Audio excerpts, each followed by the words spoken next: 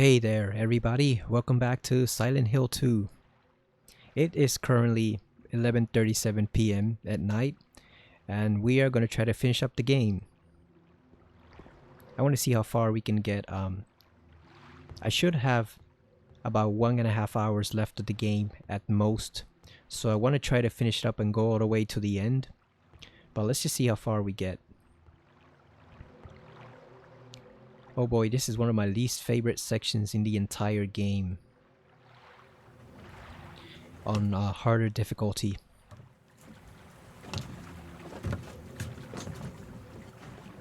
I'm not sure which changes the difficulty of the boat, if it's the harder action or the harder riddle difficulty. I'm hoping it's the riddle and not the action one. Let's see.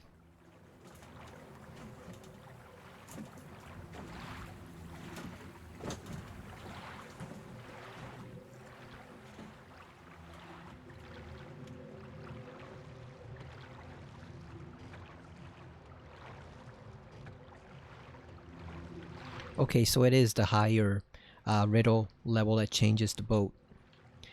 We generally have to steer the boat in the direction of the lighthouse, where the light is coming from. And this actually changes on the harder difficulty setting for the riddle mode. And it is extremely difficult to maneuver this thing on the harder setting. Because let me explain this, the way it would work on the hard difficulty setting for the riddles is that each control stick of the controller is basically mapped to an oar. It's like the oars of the rowboat each get mapped to one stick. And so you basically have to steer it yourself manually. You basically have to rotate both of the rotate both of the sticks at the same time to maneuver the boat. And it is incredibly difficult to do so. It is very frustrating, and you are timed on it, so if you do it in over 1 minute, you get a full star deducted from your score at the end, which sucks if you're trying to get the 10-star rating on hard mode. But as you can see here, both of the oars seem mapped to the left control stick, so it's actually pretty easy to steer right now.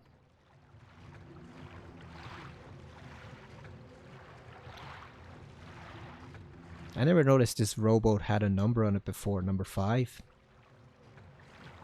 But anyway, what you would get from the 10-star rating is actually the hyper spray, which you find in the trailer where it tells you to go to the cafe. That's how you know to go to the cafe on your first playthrough, but you also find the hyper spray there. What it does is basically freeze enemies. So I think some of them do actually do some damage depending on which one you've got, but normally what it does is freeze enemies in the tracks. And I think to get to one that actually kills everything, you pretty much have to get a 10-star score. I mean a 10-star rating at the end of the game, which I've only done once. I only did that thing once and decided never again to try to do that because it is incredibly difficult. Thanks in large part to this rowboat section. Because by the time you figure out how to steer the damn thing and get it towards the lighthouse, or rather get it towards the light post there, it can take you like 3 or 5 minutes. And I'm not even sure if it would work properly here because of the way the PS4 controller is mapped to the laptop. So basically simulating the PS2 controls. So I'm not even sure if it will work properly here. But it's not really worth it. Because what happens with the spray is you can basically just cheese Pyramid Head and all the other enemies. This place hasn't changed at all in 3 years. Yeah, so by the time you figure out how to maneuver the damn boat to actually get to this light post here, it's taking you like 10 minutes and then you have to start over again. You basically have to time it with something, either put on either some kind of watch or some kind of timer or just your phone, but I think even 1 second over a minute gets you penalized, and they take a full star off your rating. So even if you do everything else perfectly, you still don't get the 10-star rating. And you still don't get the most powerful hyper spray. I think you get the next most powerful, which is useful, but if you're going for the 10-star rating, you want the maximum prize. You don't want just the regular hyper spray.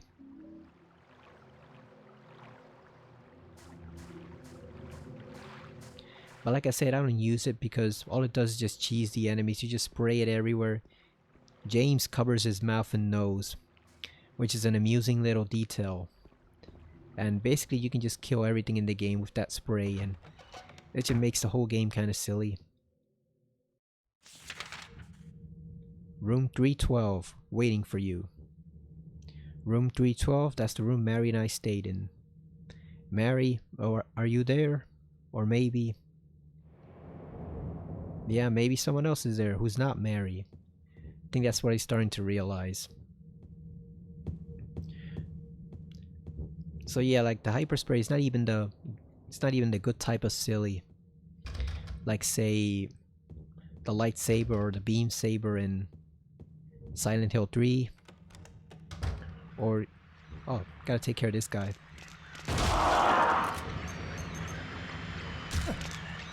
Oh, there's two of them. Wonder if you can hit it with something. But you know what? Let's use the knife. Let's see if we can get it with the knife. God damn it. James is too freaking slow.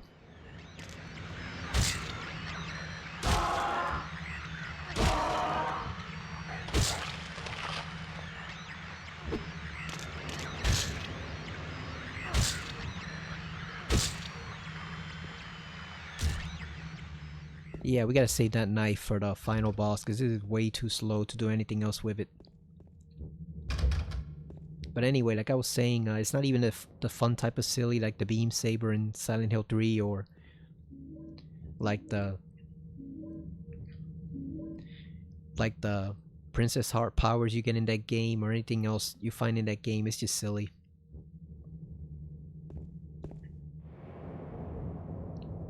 Toilet paper, I don't need that right now. Got a lot of toilet paper stored up in there. They were in fine shape if a pandemic ever came to Silent Hill. Again.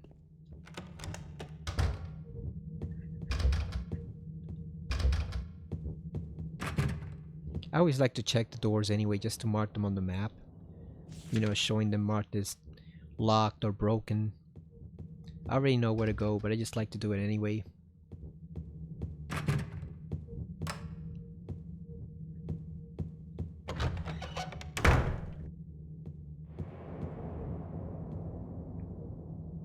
Mr. James Sunderland, the videotape you forgot here is being kept in the office on the first floor.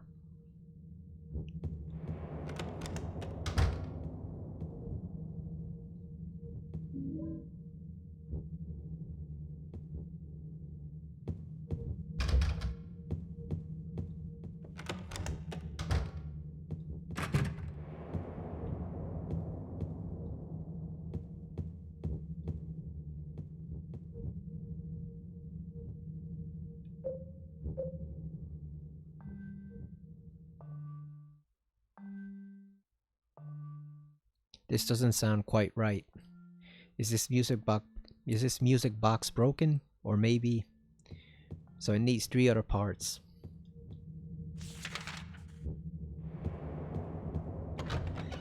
I wish you could do that whole section without going back to meet Laura, but you pretty much have to go back. You have to go back there anyway into the restaurant to get the fish key. It does have a nice little piece of music that plays while you talk with her. I guess they didn't want you missing any critical detail. You can see the textures really well in this version. I wonder how much work the developers of this mod put into it, because obviously it took them years, but it must have been painstaking to just recreate all those fonts and little letters and stuff. I guess from scratch. and replace the old ones. I don't know how they did it. Did I scare you? Yeah, you did. Yeah, see, that one's blurry there, so they can't do anything to fix that one. While a lot of the others actually look really impressive. You're here to find Mary, aren't you, James? I really like this theme. Well, have you? No. Is that why you're here too? She's here, isn't she? If you know where she is, tell me. I'm tired of walking. I really hope they keep I this wish I soundtrack knew. for the remake. She said it in her letter. What letter? Wanna read it? But don't tell Rachel, okay? Who's Rachel? She was our nurse. I took it from her locker. I like how scandalized James sounds. And it's funny because if you actually knew who Rachel is, his father actually knows Rachel, so they're not that separated, you know? There's not like 5 or 6 degrees of separation. It's really only like 1, because the older Sunderland is plenty familiar with Rachel.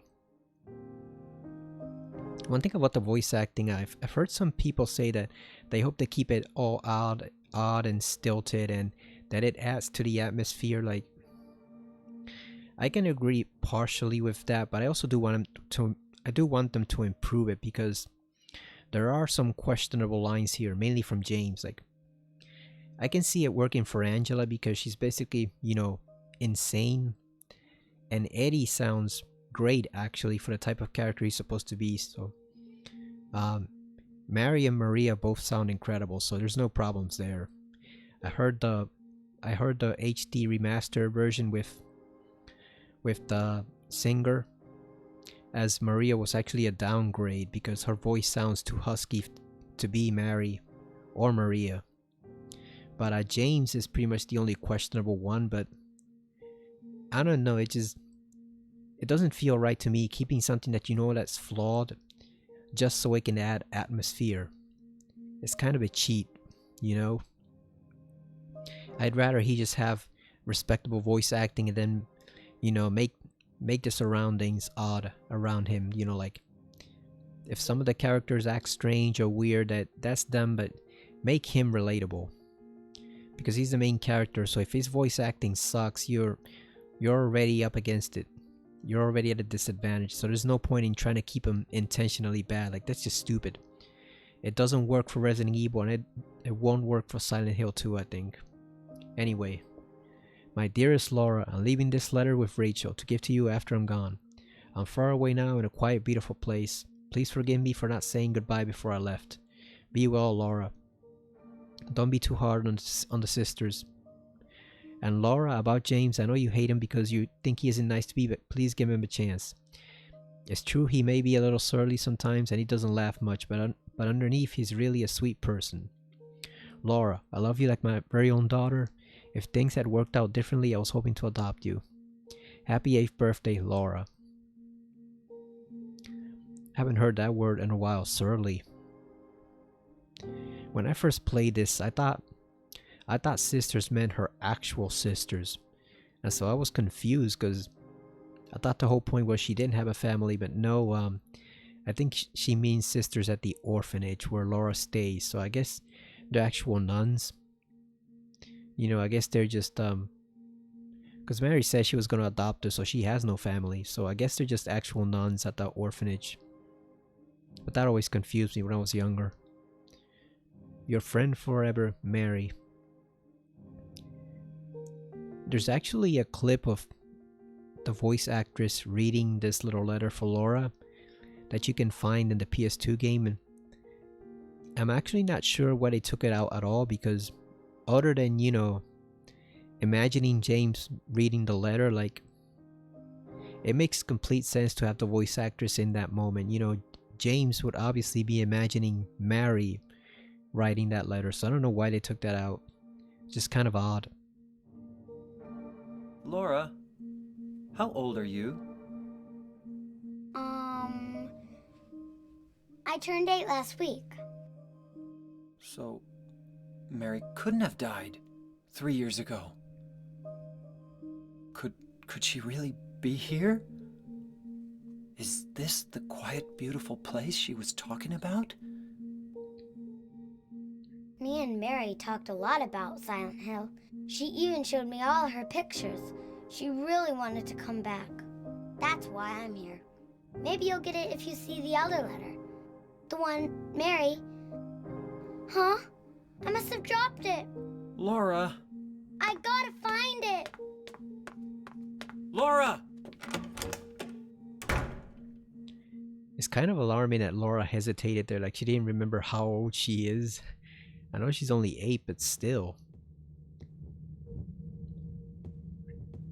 I can see why Laura would get confused and think that this is the quiet, beautiful place Mary is talking about, instead of her just being dead.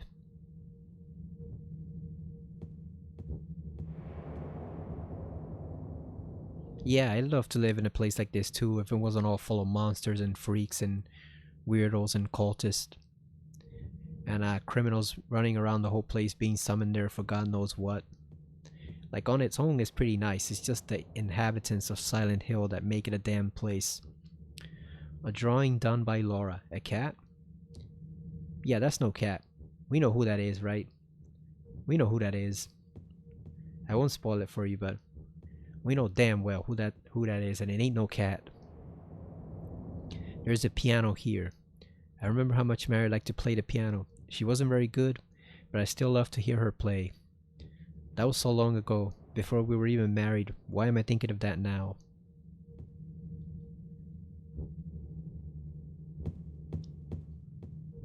I don't know, James. This place is just bringing back old memories, isn't it?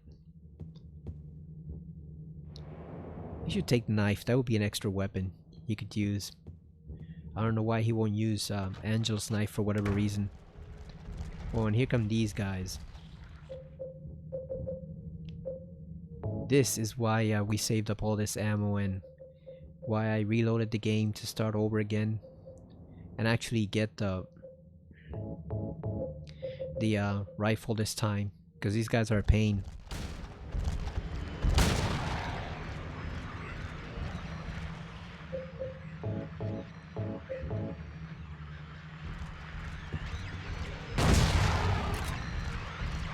Oh, here comes another one. Yeah, let's just get out of here.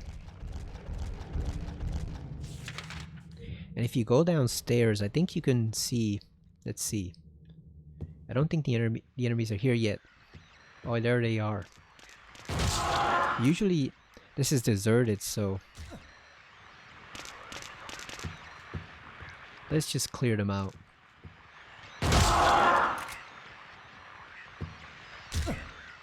That gave me a bit of a shock. I thought it was going to be empty. Venus Tears.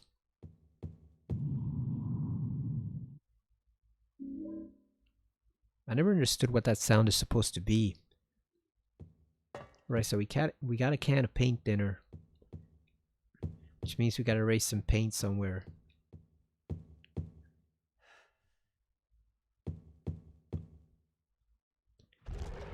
I'm guessing these are all portraits of the surrounding areas in Silent Hill.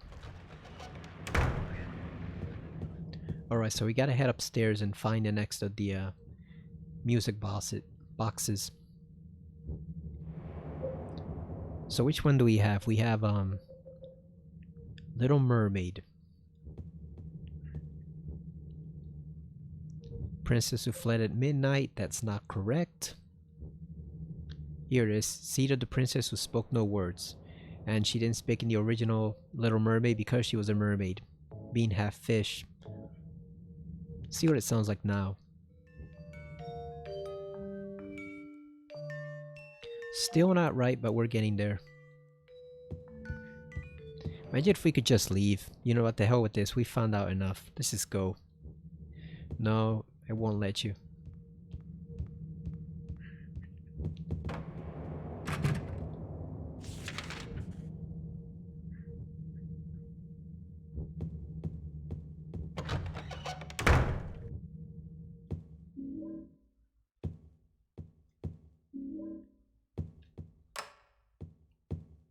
Alright, so we are here too early because we do not want to go into this room yet.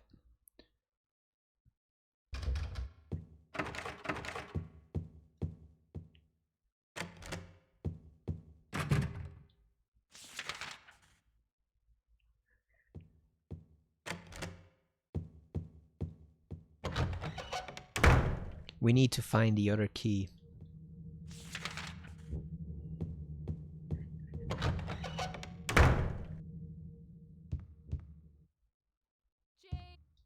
You heard it? You heard that, James? That's a cool little detail that you can miss, and I think most people do miss it because they don't go up to the stairs right away.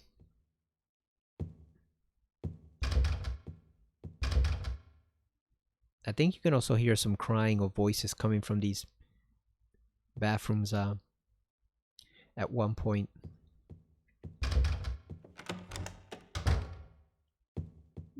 Got a first aid kit. Let's see what else we have. Got some bullets.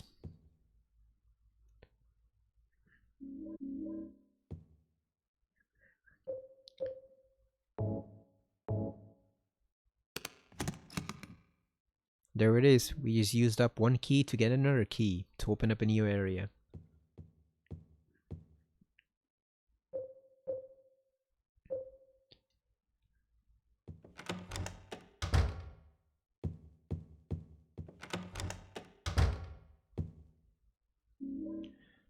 So this is the reading room. I was getting confused with a library, but they're pretty much the same thing, right? Like when I was watching a playthrough by a streamer I followed, like I was supposed to remind them of when to return to this place, and I kept saying library, but it's the reading room. You can see. But then the guys in the chat going, "Oh, you almost caused him to miss it again, like you did in Silent Hill 1, because it's the wrong room." And it's like it's a room full of books. Like he knew what I meant. I've already read enough medical books. None of them ever did any good. Yeah, like he knew. Like this is obviously a library of some sort. Call it a reading room. Call it a library. It's the room with books. So like, because I messed up with the first Silent Hill because I was supposed to remind them when to I was supposed to remind them when to go to the motel and meet Kaufman there to get the good ending. God damn. So slow.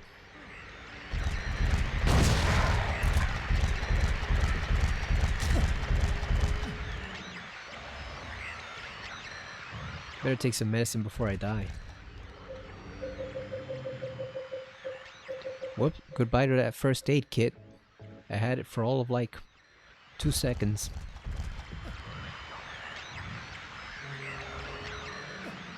Looks like they're doing something else there. Just kill this guy already and get it over with. We got the ammo.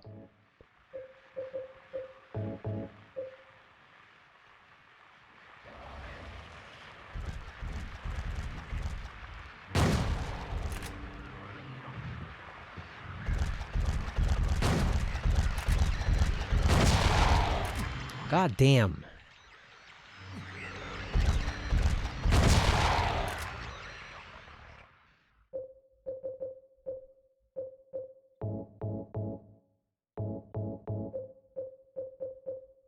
We gotta find some more health because we need those ampules for like the final boss.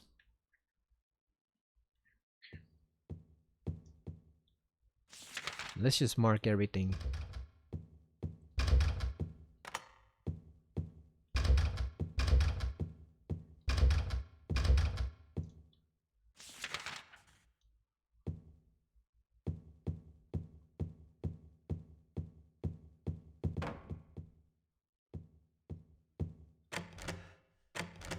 I wonder what the hotel is gonna look like in the remake.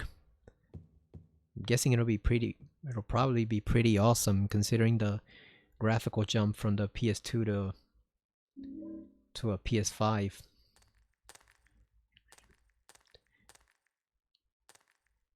Photos are scattered all over the bed. What's this?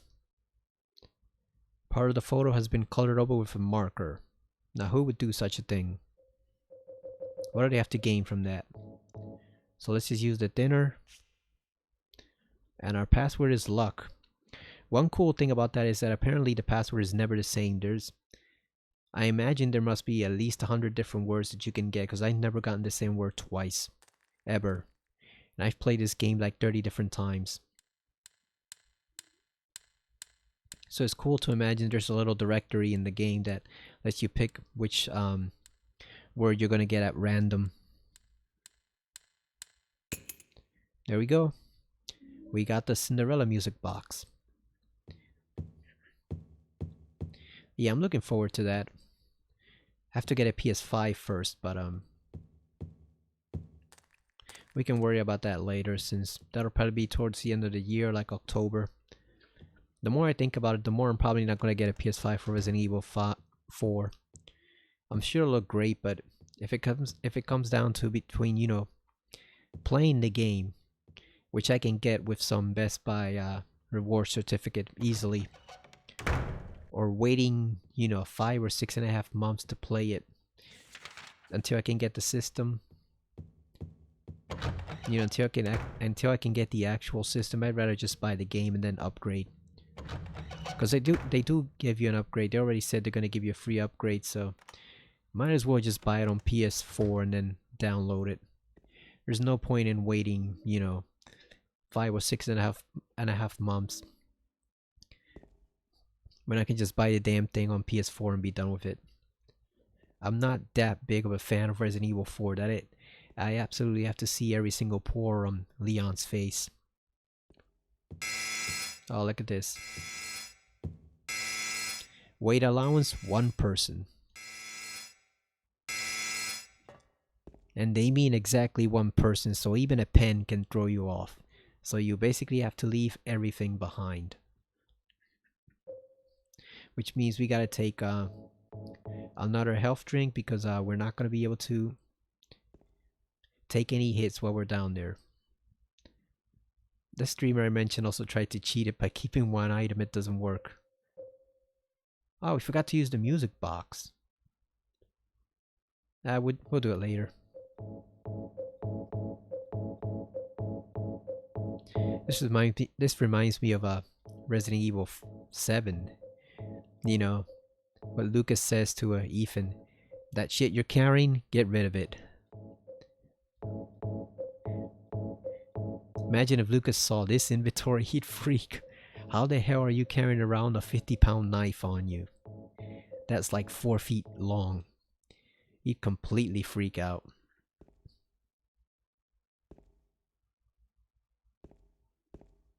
That knife is more than enough to kill Lucas in his regular form too, because he's not that formidable either, so he definitely wouldn't want James being there with his 50-pound knife. So let's save here in case we make any mistakes down there.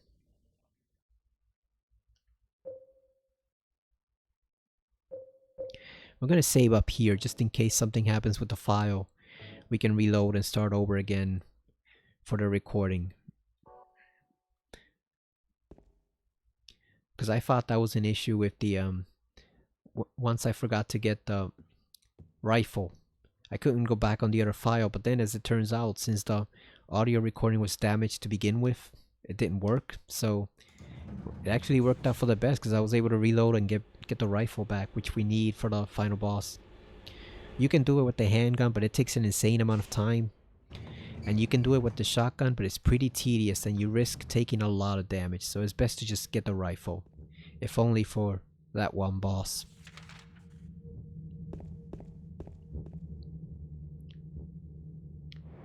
There's the director of the founder of the hotel, I assume. That's probably a staff member. So this is supposed to be pretty spooky here with the shadows. I've got the brightness turned all the way up, so I'm seeing everything clearly, but you're not supposed to see clearly here. It's supposed to be dark. You know, to give you a foreboding sense that there might be enemies lurking around the corner. Look at all this rotten food. They smell slightly rotten, potatoes and onions. I'm surprised they're just slightly rotten, considering this place has been abandoned probably for like 3 years. Or maybe even longer than that. Nah, probably 3 years, right? Because it said they visited here 3 years ago, so it's probably been like maybe 2.5 years.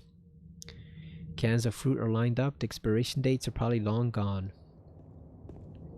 Soup cans are lined up here. I guess they're still okay, but I'm not hungry. Why not, James? Why not enjoy a final last meal? Juice cans are lined up here. There's no reason to carry these with me. There are tea bags and cookies here. They're all past their expiration dates. And there's some more butter cake right there in the corner. This one actually has a container instead of a box.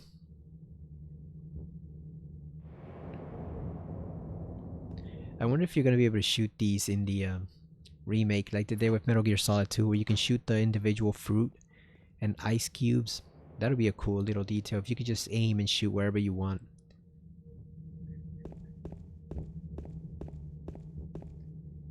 Yeah, so I'm looking at it right now on the laptop. It definitely looks a lot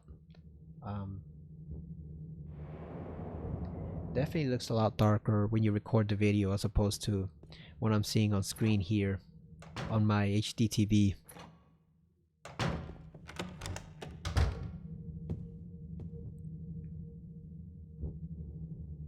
Silent Hill. And we get a can opener. What I like about the puzzles here and in the whole series in general is that they actually make sense here. You know, in Resident Evil, sometimes you get the most random puzzles and it makes no sense. Like the famous car battery puzzle where why would a man who's mayor of the city go to all this trouble and probably pay hundreds if not thousands of dollars to workers just to hide a car battery behind the statue? That makes no sense whatsoever. But here, because the town makes no sense whatsoever and it's testing you, it makes sense here, you know? Like the puzzle is nonsensical, but it fits with the lack of logic that Silent Hill operates on. It fits perfectly here because the town is just throwing all sorts of screwy things at your way to test you. I always wonder if this time was significant for anything or not. Like, is it 1010 or is it 253 or 252? Either way, I always wonder if this is the time when Mary died. Because it has to have some significance, right? Like, otherwise they just wouldn't have a clock there in the first place. So I always wondered. You can't really see it on screen because there's no flashlight, but it's showing either 1010 or 250. And either way, I wonder if that's the way. I mean, I wonder if that's the time when Mary actually died in the canon story.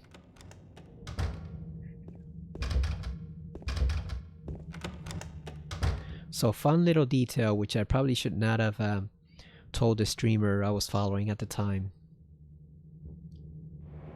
If you come here to this room, under the right circumstances, when you have the flashlight again, and you turn to this little corner here, and you examine the heater in the corner, it'll say, "I'm Johnny, one hot guy."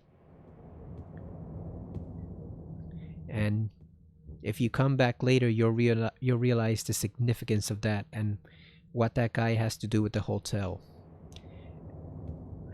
There's a schedule book here. The day is from 1 year ago. Okay, so it changed 1 year ago. Let's just leave it at that. It changed 1 year ago. So it hasn't been abandoned that long.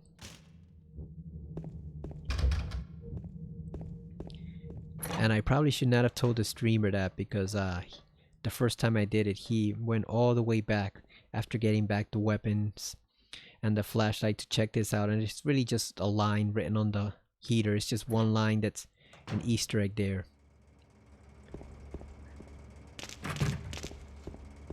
But it's there to explain certain things about the hotel that you'll see later on. Alright, so we got a first aid kit. And we got a key. Got the bar key. God damn. Freaking mannequin.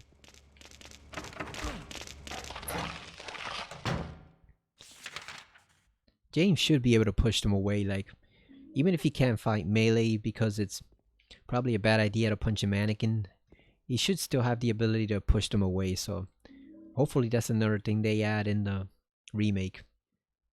You don't have to go all Callisto Protocol and have you actually fighting monsters hand to hand, but you know, just a swipe like Isaac Clarke would probably do a lot of good. You know, just push them back. Right. Oh, we got pound cake here in a box. I never saw that. Do they even sell pound cake in boxes? They always come in cartons when I buy them at the supermarkets from Sara Lee. Well, I guess the Entenmann's one does come in a box, but not this type of box. That looks more like a box for cereal. There's a can with no label on it. This is the most mystifying puzzle that a lot of people find funny. And we've got light bulbs inside of a can. I wonder if they ever did sell light bulbs in a can. How cool would that be? I'd buy them. So, funny story about this bar. The reason it's so weird. Like, what are those? Are those pool cues? Or what the hell are those things? But the reason it's so weird is because the guy who's designing this for the team in Japan had never seen an American bar before. Period. And he had no idea what they look like, much less a hotel bar. So he basically picked and decided to choose stuff at random. So you've got like those famous fish signs that are all cliche and like old-fashioned bars, or like, you know, we've seen them before in certain shows and movies. The old fish sign here, like a jukebox. This bar has definitely seen better days. The wood looks like it's rotting, but there's a lamp on the counter, but there's no light bulb, so I can't turn it on. Try to use the bar key, but it's too dark to find the keyhole. Starting to get tangled there.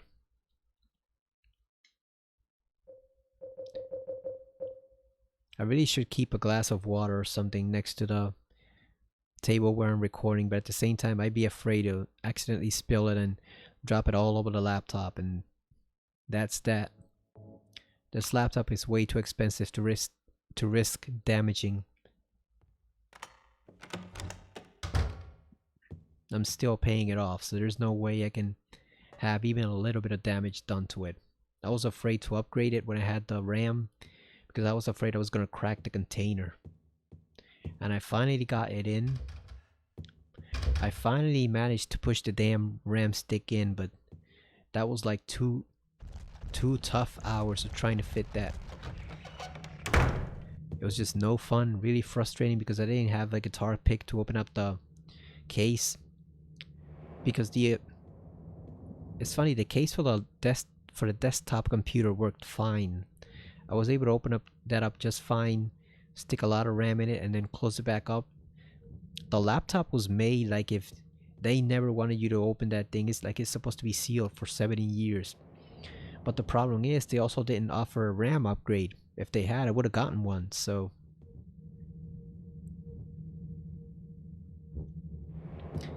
you know, they don't offer.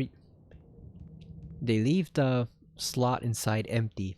So if you want to expand it, they don't offer you an upgrade, even if you're willing to pay more for it. But they also don't want to let you open up the case easily. So doesn't that go against the whole point of a easily upgradable laptop? What if you want to change the hard drive? What if you want to add more memory? You can't, because you can't easily open up the case. But that's the main selling point of the laptop, that you can upgrade it on your own. So I don't know what the hell that's about. And they all disappear as soon as I got my guns back. How convenient. So that we can't kill any of them. We just can't kill them all. Let's put one music box on the larger music box. I like this puzzle a lot better than Resident Evil 3's music box, definitely. This one was Princess Who Fled at Midnight, so that's Cinderella. We all know that. Let's play it.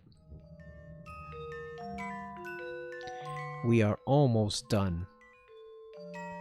So let's put in the last one so we can enjoy the music a bit as we go back up, as we go back downstairs.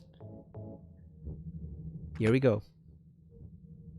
One of my favorite musical themes in the entire game. I'd love to own a music box like that. It's nice. Very well detailed. I hope they keep it in the remake. Maybe they can expand it a little since we have a couple more princesses now. You know, we don't just have the 3 or 5 that we had originally from Disney. We have more. And we got a hotel stairway key. Imagine if they added one for Elsa. They added one for Elsa on the music box and people are pissed because now she's now being recognized and, you know, as one of the Disney princesses.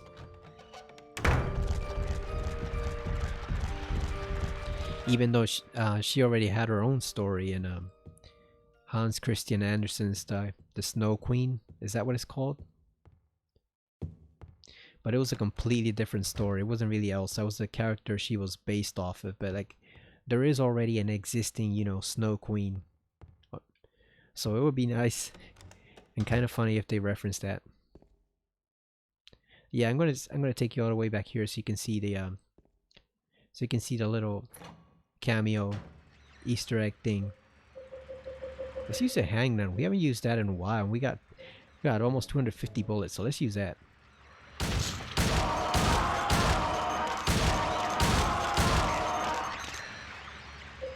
Now let's switch, because we can get them both.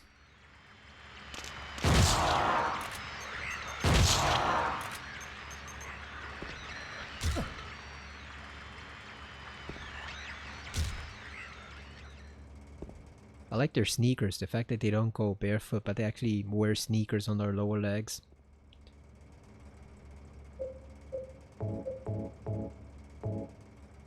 I wonder what they're gonna look like in the remake.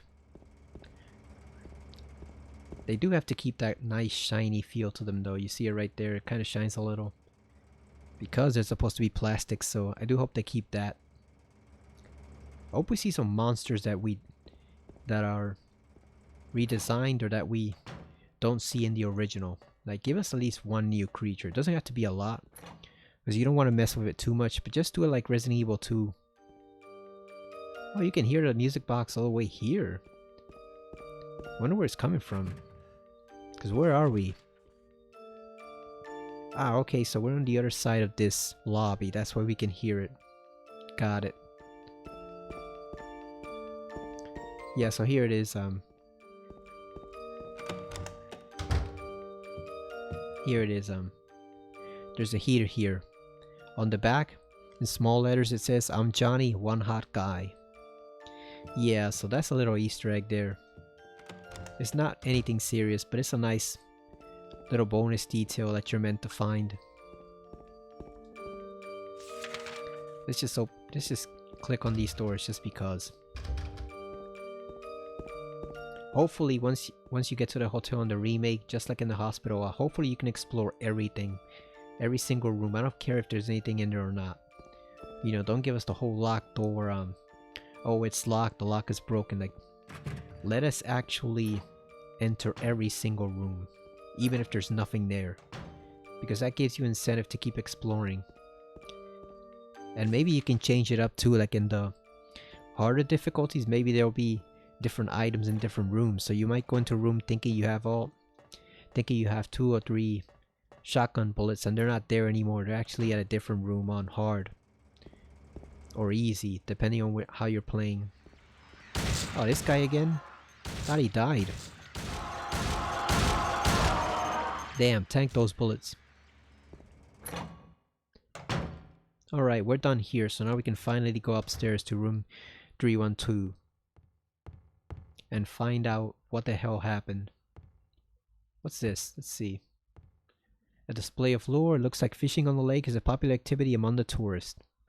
I'm no good at it, so I never tried it when I was here. How do you know you're not any good at it if you never tried it, James? Like, you could have been a pro. Could have been a natural. I bet Mary tried it. She seems like the type to enjoy fishing, you know, nice, calm, placid sport. I can see her fishing. Funny thing, I don't think I've ever examined this item ever in the PS2 game at all. I think this is literally the first time I've clicked on this little display feature right here, because I don't remember his statement at all. So yeah, that's something new. I never tried that once. I never once examined it, so I actually discovered something new in this game for the first time in over 12 years. Probably longer. Because I don't remember the last time I even ran across something that surprised me in any of these games, so... Wow, you sometimes do find new stuff playing it many years later. There was some news recently about some game. I don't remember if it's an RPG or some type of shooter or something, where they discovered a completely hidden feature like 20 years after the game. And I think even with Mortal Kombat, they actually found some stuff that was new and people hadn't discovered yet. It's amazing how you can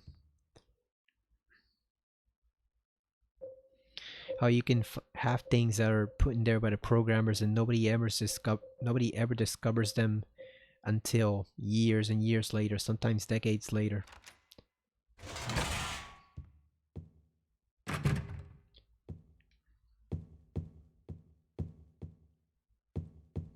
This is the observation room and it's currently locked. This is where you get another one of the extra endings if you have a certain key. We all know what ending that is, right? And for those of you who haven't played it, look it up sometime. It's pretty funny. I don't like the ending that much, but a lot of people love it. But you need a special key to get in here. It's called the doghouse key, and it's shaped like a bone. And you pick it up at a doghouse near the motel or Nathan Avenue, and that's how you get in here after you get out from room 312.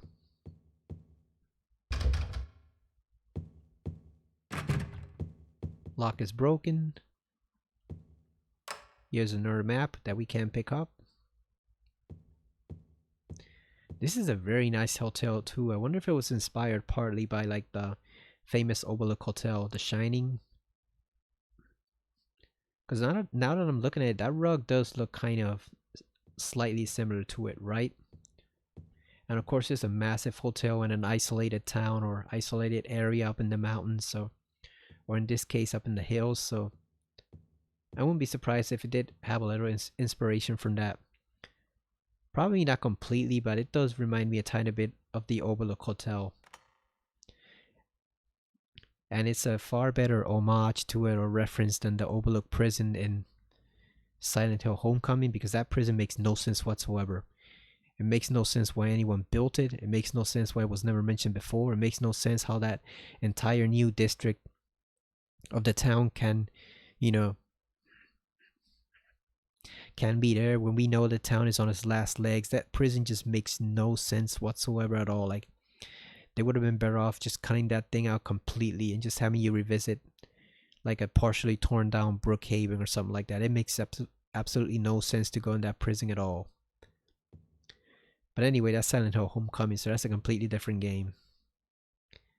I am not going to complain about it here because I probably will complain about it on playthroughs of 3, 4, and Origins, so we got plenty of time to complain about Homecoming, just not in this game.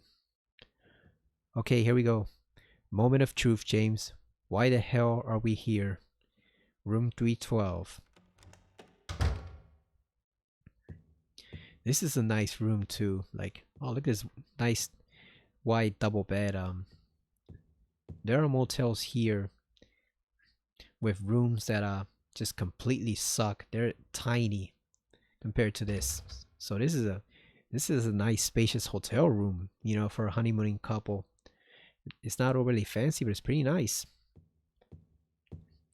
I was in a hotel here in Philadelphia, downtown. I think is it called the Lowe's Hotel or something like that, but it's downtown or was downtown. I'm not sure if it's still open or not, but I was in there once for one day, a couple of hours, or I think even just 1 hour, but I was visiting someone, but I was shocked at how tiny that room was for the amount of money they charge you to stay there, because this is downtown Philadelphia, downtown Center City. It's a fancy hotel with all the fancy bellhops and stuff. Like, a lot of rich people come here to vacation, or used to. A lot of fancy businessmen for conventions, all that stuff. And you'd figure for the amount of money you gotta pay to stay in that hotel, the room would be huge, right? Well, you're wrong. It's actually tiny. It's a very tiny room in downtown Philly in that hotel. I think it is the Lowe's Hotel.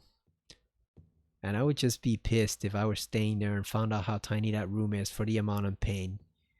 I'm sure they have bigger rooms for the people that are willing to pay a little extra, you know, for like their VIP customers, but considering how large the hotel is and how many people are visiting, even those are probably small, because I can't imagine they will have a lot of space to fit a huge, you know, a huge ton of things in the room.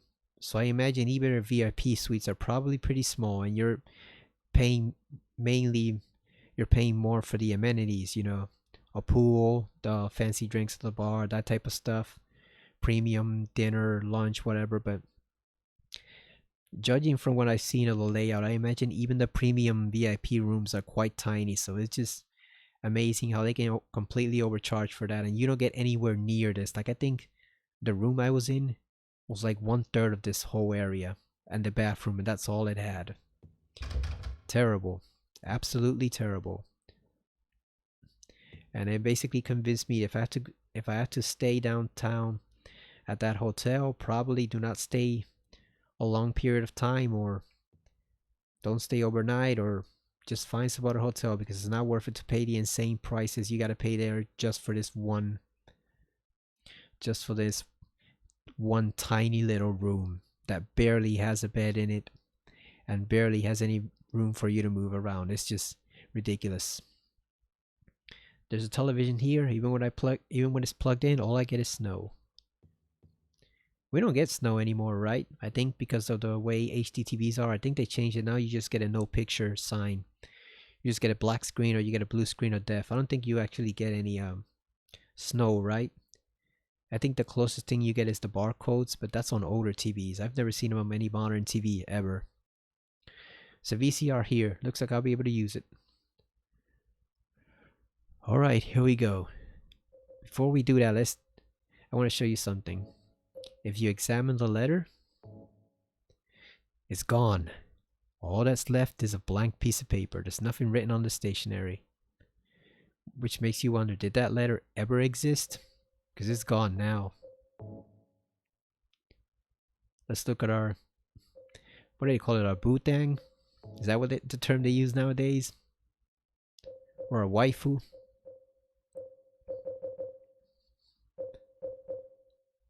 Alright, here we go.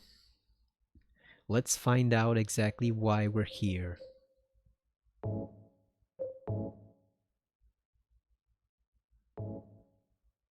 What if it wasn't your recording and somebody just made it up, James? What if that wasn't your handwriting?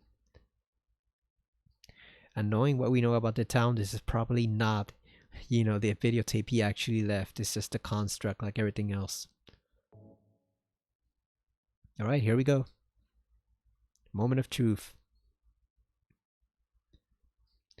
That TV looks exactly like one I had a couple years ago. Up until we moved, we had to get rid of it, but this really huge, Come on. this really huge older wooden TV. I don't know why, but I just love it here. It's so peaceful. You know what I heard? This whole area used to be a sacred place. I think I can see why. It's too bad we have to leave. Please promise you'll take me again, James. I like Mary. I like her style too. A lot of people says it's all frumpy and conservative, but I think she looks good. I think she pulls it off. You do you, Mary.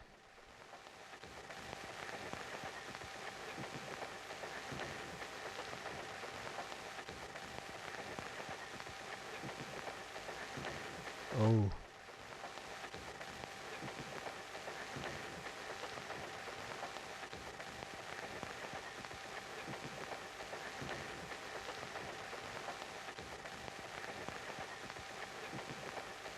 I see. So that's why we're here. I completely missed that when I was first playing the game. Well, first off, the PS2 graphics aren't that great, so I thought she was in her underwear for the longest time. I didn't realize she was wearing bottom pajamas, but I was wondering what the hell happened there. Like, obviously he killed her. But it was so unclear. I was wondering what the hell did he do? And then I realized, oh, he smothered her with a pillow.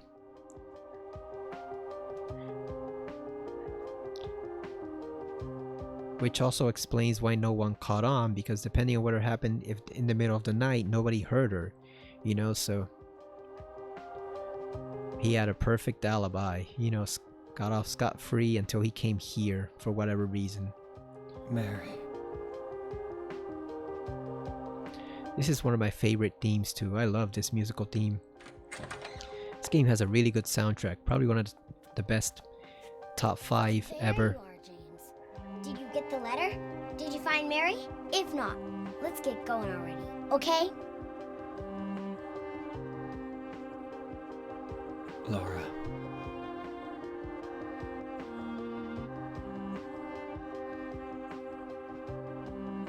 Mary's gone.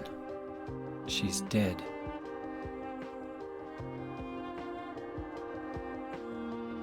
Liar, that's a lie! Oh, those Pac-Man lips on James.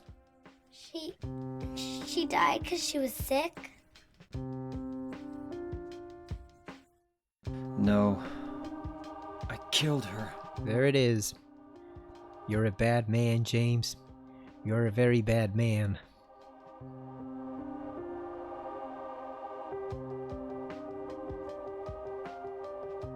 You killer! Why'd you do it?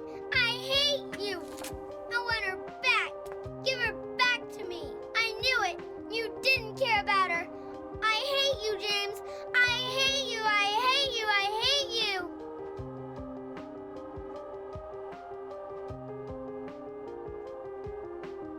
She was always waiting for you. Why? Why?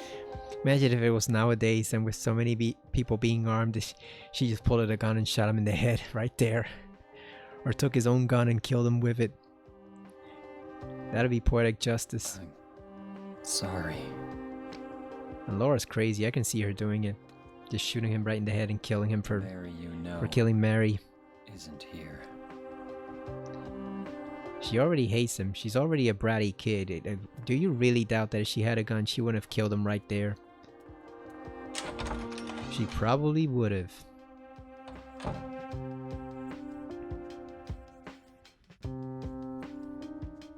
Laura, I'm sorry. So the question is, was there ever anything on that paper? Or was it always just a blank piece of paper? Or was it the town, you know, constructing it, using its powers to put the first part of Mary's actual letter on there? You know, and put just enough to entice him to come without giving him the full story of what she was trying to say to him. Do you hate me? Is that why you won't come? James, That voice! James, please hurry. We know who that is, right? Are you lost? Like, we're wise to the game now, right? We know who that is. I'm waiting nearby, James. Please. Lost? How can he be lost? He's in the same hotel as you, woman.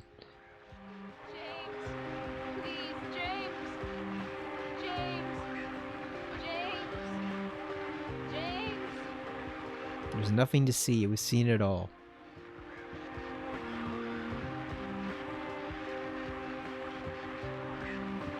That scene better carried enough weight in the remake though. That's one where I think they almost have to leave it perfectly exactly the same, you know.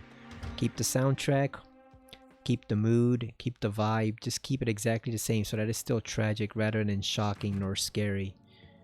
Because I can see how you could go either way. Like you could also make it more of a horrifying realization, but I don't think you really want to do that. You want to keep it as is. There are a few things you want to change, but not that.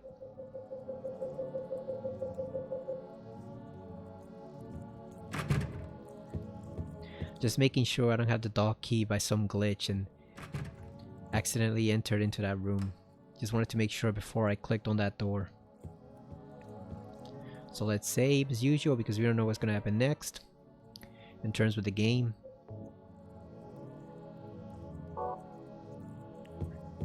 And so now we see the hotel in its true form, and you can see it's kind of run down, you know.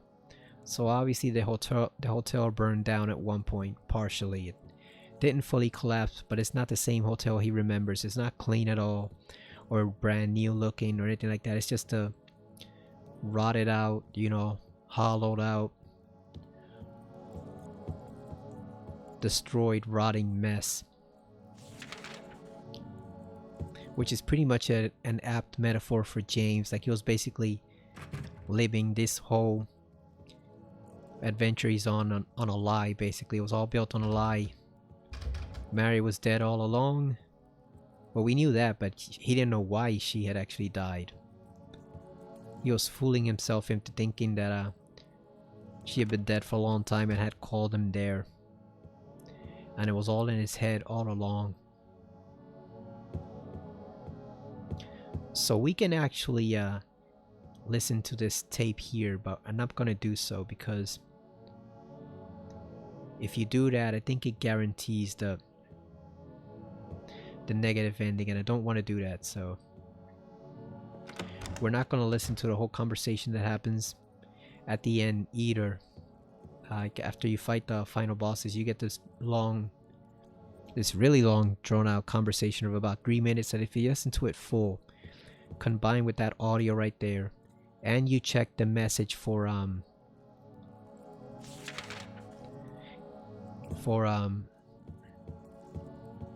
we can't go back, it's blocked off. I keep forgetting if you can actually go down there or not. And no, it's always blocked off now. But anyway, we listened to this whole drawn out conversation near the end between him and Mary, and if you listen to it in full and you combine it with the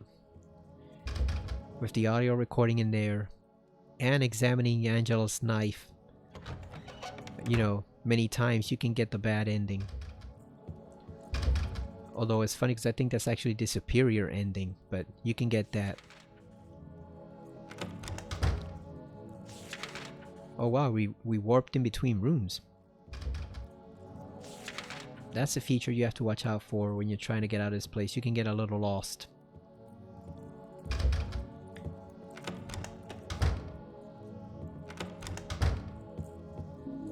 So much handgun bullets. They really want to make sure you have some ammo for the final 2 bosses.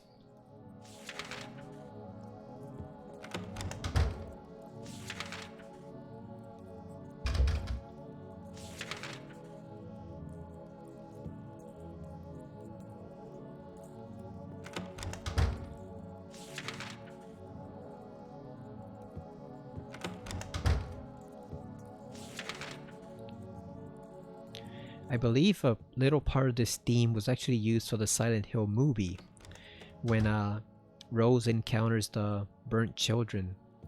I think they put that instead of the industrial noise that they had in the very first Silent Hill.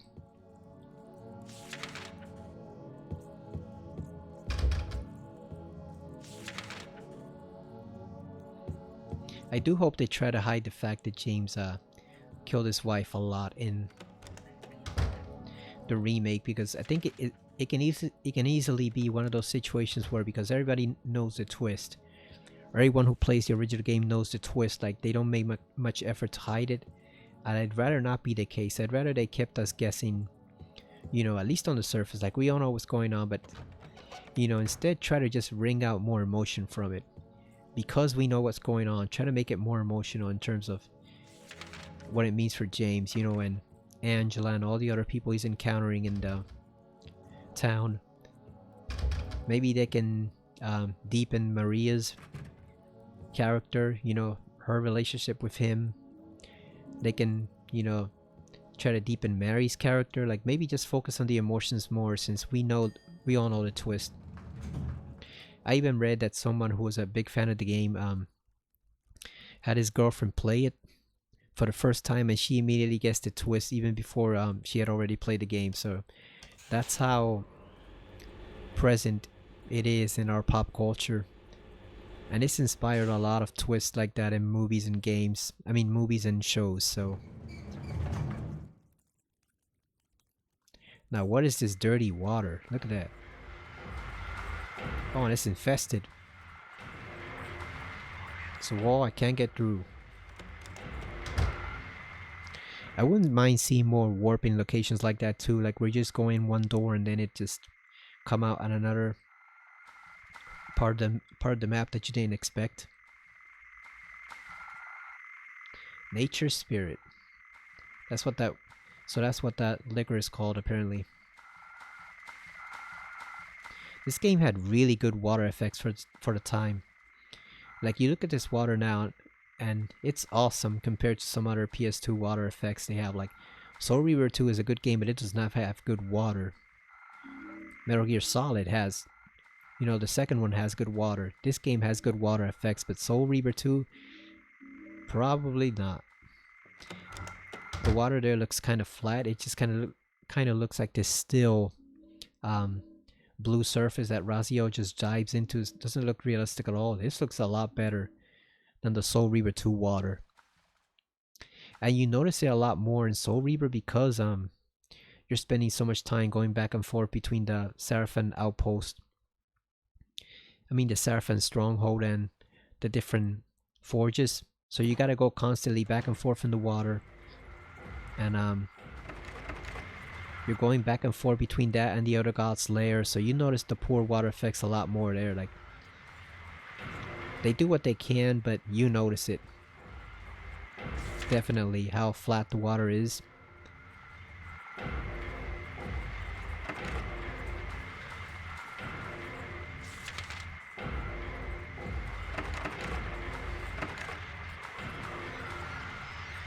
Definitely compared to this. And it's funny because back when Soul Reaver 2 was being released, they apparently were gonna release it earlier. And when they saw the rain effects in Metal Gear Solid 2 and how beautiful they looked, like they realized, oh, we actually have to take some time to improve this. So we gotta delay the game by a few months because we cannot have poor rain effects. Like when the rain is falling on top of Razio's body and it hits the surface of his head and stuff like that. You cannot have poor rain effects when the rain in Metal Gear Solid 2 looks so good. And we're using the exact same hardware, so we gotta actually improve it so that they both look good. So like they actually had to delay the game a bit so that Crystal Dynamics could actually match what Konami was doing with Metal Gear Solid 2. That's a fun fact.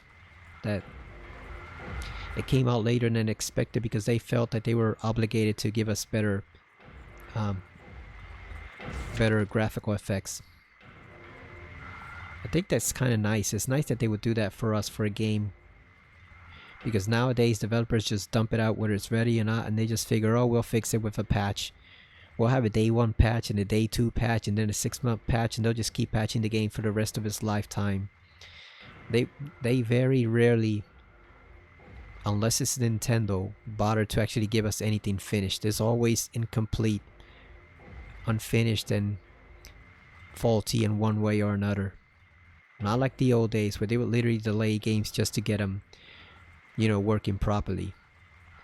Now they just expect you to buy it and, you know, just play like that. Play with all the errors, play with all the glitches, and just You know, forget that fact that you pay $70 for an incomplete game. That's what they expect you to do today. Because they figure they'll just solve everything with patches.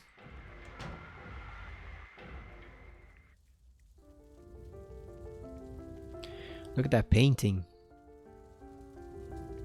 There's some of that obvious symbolism right there that Mr. Corporate Mastermind on the Game Facts and Silent Hill forums missed. Somehow, it's right there in his face and he didn't notice it. Mama, I was looking for you. Now you're the only one left. Maybe then I can rest. That's where I'd run. Why are you running away?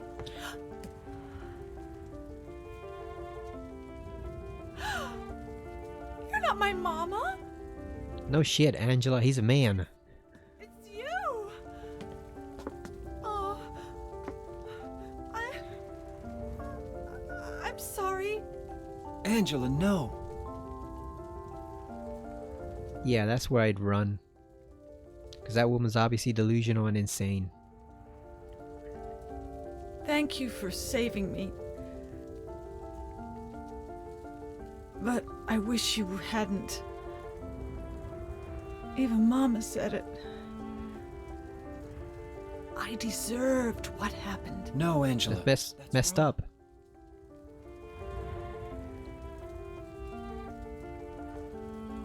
That still bothers me on the No. right side of her head right there. Kidding me? I'm not worth it. I guess it's a hair clip, but it just looks weird. That she only has that. Maybe you think you can save me. Will you love me?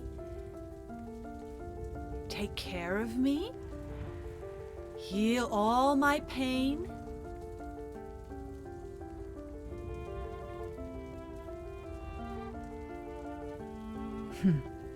That's what I thought. Yeah, we've got a solution right here, Angela. It's called a 45. I can load it up if you want. James, give me back that knife. No. I won't. Saving it for yourself? Me? No. I'd never kill myself. Liar. Look at those massive steps on the staircase.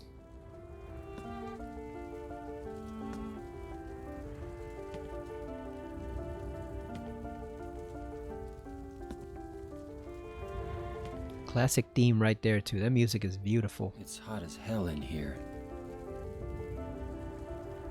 You see it too. For me, it's always like this. So she's permanently unstable basically. She always feels like she's burning up inside from what happened. It's funny, so much of what Angela says to James could just be easily disarmed if James would just stop being an idiot who ran his mouth, you know, before thinking. Like there, right there, James, you see what's going on. Like, you see this hell here. Why would you not give her the knife? Like, let her at least try her own way out of it. Why would you want her to stay here in this hellhole when you're seeing what she's going through? I mean, hell, you've even got your gun. You could have offered to kill her right there. And in fact, I actually hope they do that in the remake. Like, I wish they would offer us a chance to actually kill her. Just to see what the town would do. Like, if the town would be harsher on James for doing that, you know, and kind of thwarting its plans to torment her. Or if it would actually be more forgiving because it would see it as he's refusing to let another person, you know, burn in their own hell. Like, he's putting her out of her misery. So maybe it would actually be a benevolent act. You know, instead of thinking for himself, like he did with Mary here, he would be thinking about Angela. Maybe he might get a better outcome in the end. And you saw that painting there, there's two of them, and you see that it's a female form with a blanket draped over them, and the crotch is stained with dark red, meeting blood, and all this obvious symbolism about sexual abuse and Mr. So-called corporate mastermind on GameFAQs and Silent Hill forums couldn't figure it out and spent years arguing that Angela hadn't been sexually abused at all, just physically abused. Only for the developers to come out with the Silent Hill guide called Lost Memories and confirm that yeah, she was sexually abused. So nice going, idiot. Trying to argue your fraudulent, non-existent position. Even when the developers of the game put the most blatant hints that they could. You know, at the end of the game and before James makes it to the hotel to show you what was happening. And if you see here, she's gone. So that area has completely disappeared. The town just completely absorbed her and swallowed her up. So my guess is she's never going to be at rest now. The same way Lisa isn't at rest after Silent Hill 1. It just absorbs you into the fabric of the town and you just become... I guess you become like a lost soul there. Ooh, the frame rate's getting kind of chunky. I think it's because of the detail here for the burnt hotel. It's getting kind of slow. Getting kind of slow. Yeah, so you can see the police tape there. So this is obviously all burned down. I was gonna say earlier, I have not gotten back to playing Resident Evil Village. I'm trying to, but the game is just so tedious that even with the third person mode in the upgrade, yeah, I guess you can call it an upgrade, right? Even with the third person mode, it's just okay. So it is just that one hallway. I was starting to worry that it might be the game that's slowing down, but it is just this one hallway. But anyway, even with the whole Resident Evil third person mod that they basically installed as an upgrade or free DLC or whatever, like even then it's just, it's so tedious to play. Yeah, he's moving fine here, so it is just those two particular hallways, so it's not completely perfect, you know. Even though this is probably the best we've ever gotten Silent Hill 2 on the PC. Or hell, on any console really, like it's still some chunky parts here and there. Like obviously this is never going to match the PS2 original because that's the classic, you know. That and the Xbox version, but at the same time you're never going to see the PS2 original in HD. It just takes way too much work. You gotta spend hundreds of dollars on like the most high-end HD converter. You know, and it's still not going to look anywhere near as great as this. It certainly won't fill up your entire screen, so it's just... Both versions have their plus and minuses now, but I think the PC one has actually disappeared one now because of all the upgrades and updates that the fans made for it. It turned out pretty well. Let's just save here. Which is a shame because you would expect Konami to hire those same fans to remaster the game on console, and you know, just pay them. You don't got to do any work yourself, just pay them to do exactly what they did for the PC version, only for the PS2 version. Give them some time, but no, Konami's still too cheap for that, even with, you know, financing 4 different Silent Hill projects. They're never going to change. Like, I hope they do get back on track and publish a lot of successful games, but they're always going to be one of the cheaper companies that develops video games. They're not Capcom. And even Capcom is ultra cheap sometimes, but they're still better than Konami. They're not Nintendo, and they're not Microsoft. They're always going to be, you know, they're cheap in some respects and not willing to spend money even when they know it's necessary. They just don't want to spend that dough until they're sure they can make it back tenfold. So we will continue to have this as the best version of Silent Hill 2. And we will continue to have the, you know, the PS2 version basically trapped on the PS2 or the Xbox. But hopefully the remake will stir some interest in actually upgrading or remastering the old game on consoles, because it really is needed. You really do need to have these games on modern consoles, not just a PC port modded by the fans or a remake that won't be 100% faithful. You really do need the actual games on modern consoles because there's no excuse, you know. There's no excuse. Resident Evil does it all the time. They have all their games almost on modern consoles. There's just no excuse for Konami at this point. Even with the so-called lost source code, you can just rebuild it from another version. Okay, here we go. I want to be at full health, so I'm going to take a health drink. Which was not enough apparently, but let's see. And we're going to use the knife for this one. The great knife. You'll see why in a minute.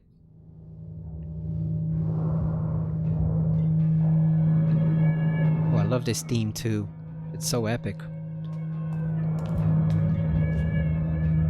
Like this really does feel like a great confrontation coming up here.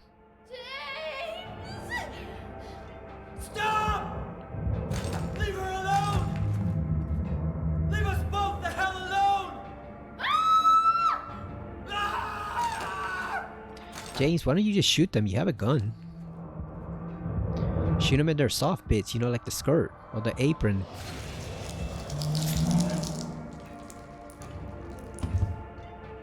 Damn, there goes Maria. Again.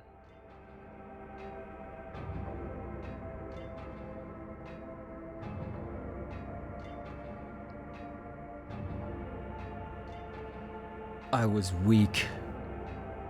That's why I needed you. Needed someone to punish me for my sins. But that's all over now. I know the truth. Now it's time to end this. Someone said once that it's like the Pyramid Heads are suddenly afraid of him. I don't think it's that because they can still kill him pretty easily. I think they're just starting to realize they've outlasted their purpose. Yeah, see, look at that. We're already down to kind of caution health.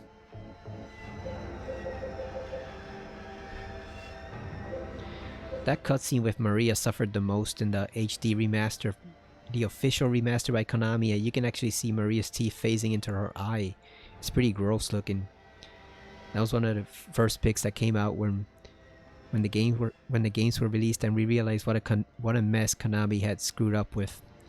They just made a complete mess of the games, and that was one of the very first pictures users shared of that, showing like how many flaws were in the so-called HD remasters. Okay, so here we go. Let's see if we can swing this thing. God damn. It's too freaking slow.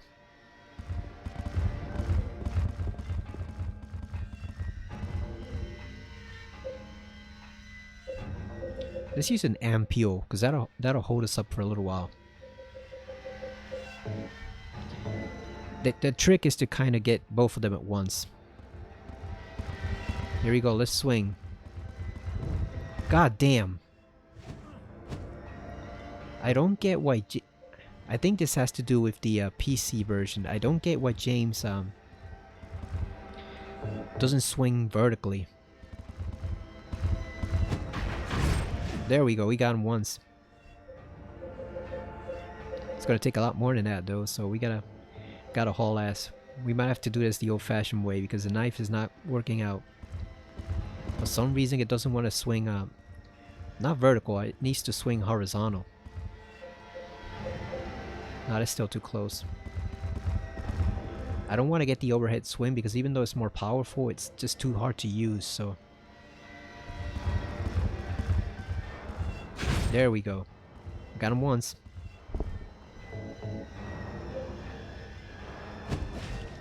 God damn. See, look at that. That's why you want to use the great knife here, because these guys do massive damage. And that's why I want to save the ampules too. You know what? Let's just use up all this shotgun we have. I mean, all this handgun ammo we have. Let's just use it up.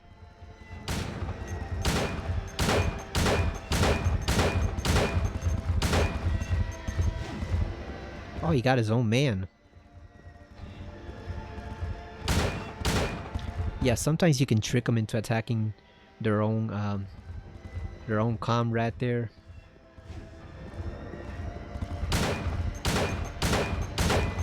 Oh, now they're really moving. Look at them. Now they're really hauling ass. Damn, they're running now.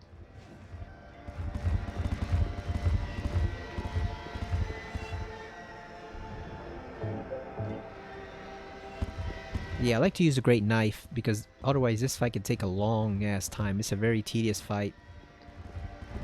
The problem is, as you can see there, the knife is not very useful if you can't get the right swing.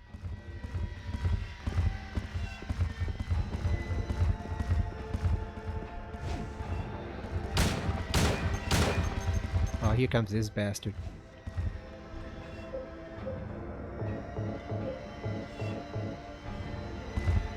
I hope they do something to improve this fight in the remake, because it is kind of tedious here. Oh, he got his own man. Nice. Alright, let's see if we can get one more swing.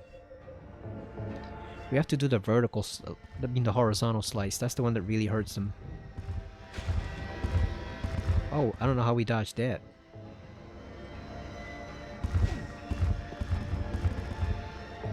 Here we go, let's see if we can do it. Hey, we got him.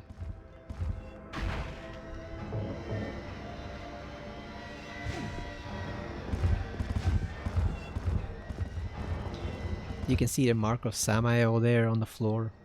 Or as it's really called, the Seal of Metatron.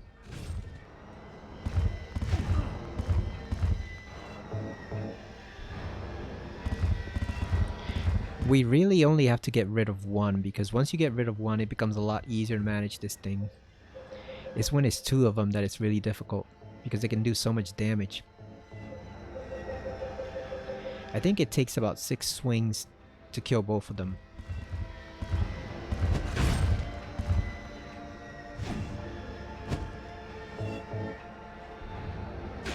Got his own man again. He's doing a lot of damage, so I gotta tank him. He's doing a lot of damage to his own homie instead of aiming for James. There we go. Here's another one. Yeah, he got his own man again. I'm not sure whether the damage done by them counts or not. I think it does. Yeah, you can see how you can easily lose a lot of health in here on this mode. Like on easy mode and regular difficulty is not that difficult. You don't get hurt that much, but on hard mode this can easily whittle away at your health until you have nothing left, so you want to try to at least take out one of them as quickly as possible. If you could do the vertical slice, you could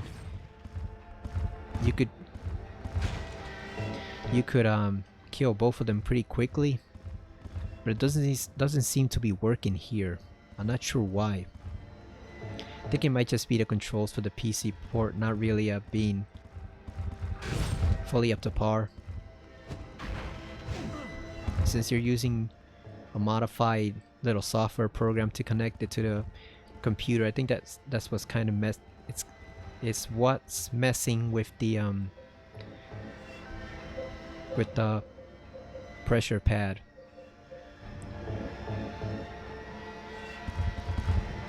Because he keeps doing the overhead slice. And the thing is that if you were playing the PS2 version, the overhead slice is what would be considered the strong attack. The weak one would be the horizontal slice. But for some reason he doesn't want to do that one. He just keeps reverting to the overhead strike, which is a lot slower and doesn't get all two of them. He needs to get both of them in one go to eliminate them quickly, but for some reason he's just not doing that. And they have massive reach too. They have mad reach.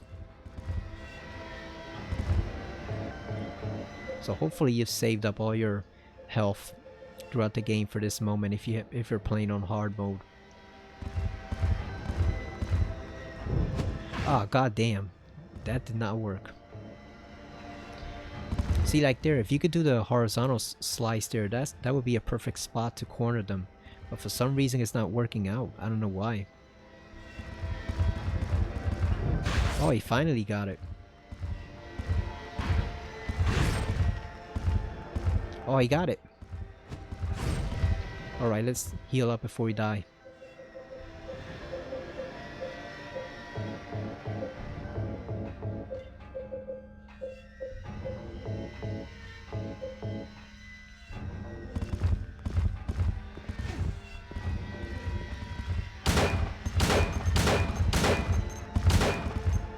And you can see the bullets no longer slow them down like they used to in the hospital. And the did they slow him down too in the apartment building? I think they did, right? Because I know he stopped when you were shooting him. So they no longer do that, so now you just gotta run from them. God damn. I do not want to do this over again, so... We gotta get one more swipe of the knife.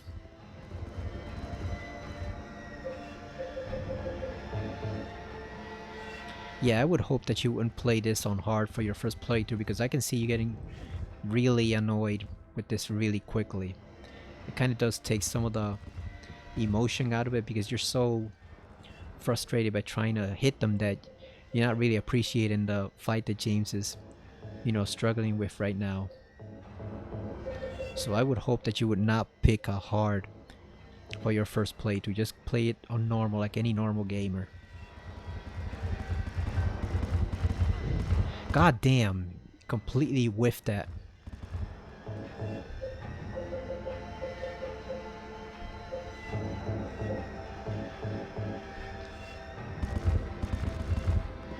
James must be high as a kite man by now with all the drugs that he's consuming to keep up with these guys.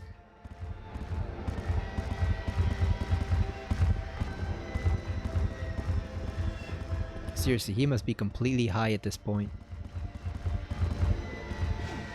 We need to line them up so we can get one good swipe on them.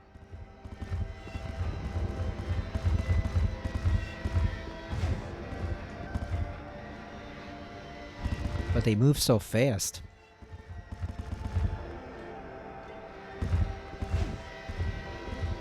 Here we go. Here we go. Let's see if we can get it this time.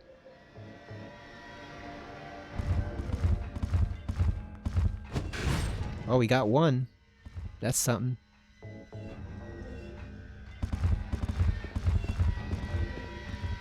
Let's start using the rifle a bit. We got 50... What is it? 58 bullets. We can spare some. Because this is getting tedious. I think that one's done, almost.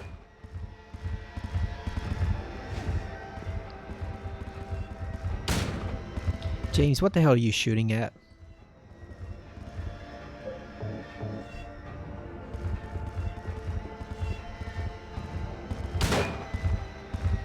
Oh, they're done. It's over.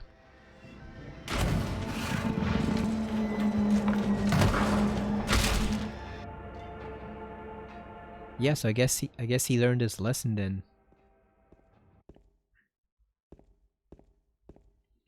Yeah, because otherwise James was never really gonna kill them. They're basically bulletproof. And he keeps shooting at the damn helmet instead of shooting at the freaking body. Like an idiot.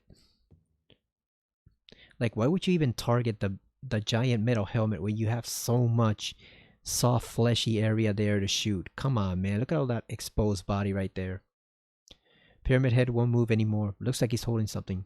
I got a scarlet egg. Now we got a rust-colored egg.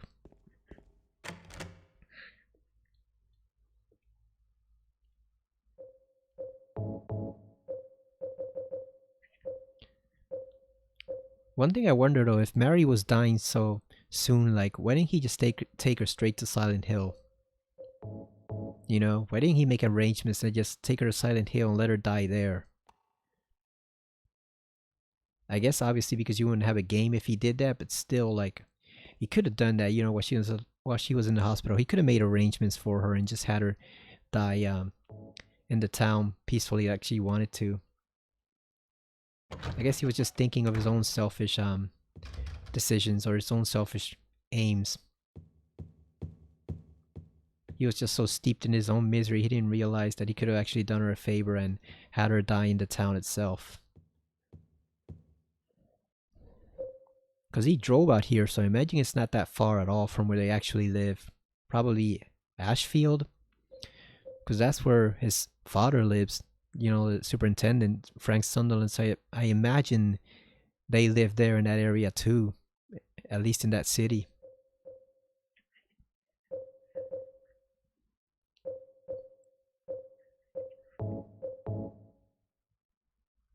Let's look at our Butang one more time. Or waifu for laifu.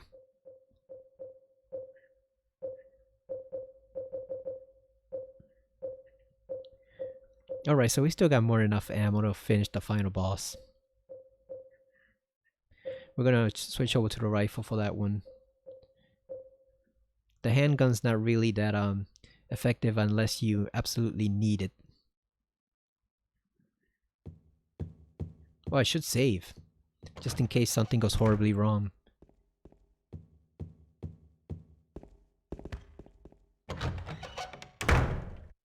I like that their bodies don't disappear, you know, that's something games have pretty much left behind nowadays. You know, a lot of times the bosses and the enemies don't disappear like they used to. Because before it was done for memory purposes, you know, to save memory but not having to have them on the screen there the whole time. I like that now that that's not a, you know, now that that's not a requirement, you can just leave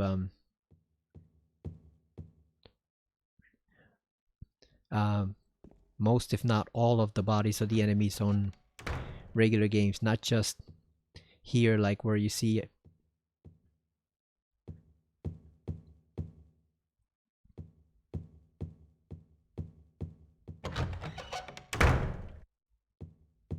Yeah, we're gonna ignore this conversation. What do you want, James? I brought you some flowers. Flowers?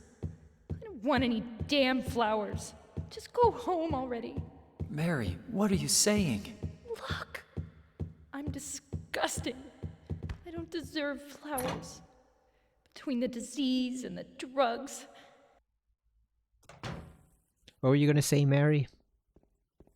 But yeah, on the PS1 game, I think they all disappeared, right? Like all the enemies, at least in Resident Evil games, they always disappeared when you went out of the hallway or the room and closed the door or whatever. Like when you went to a different area and you came back to this area on the map, like all the enemies would be gone. So they just magically disappeared and cleared out.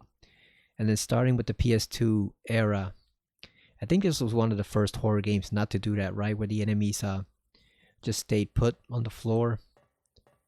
Like you could still walk over them easily, so they didn't really have any solid texture after you killed them, but at least they were still there. They didn't actually disappear. And nowadays every game does that, right?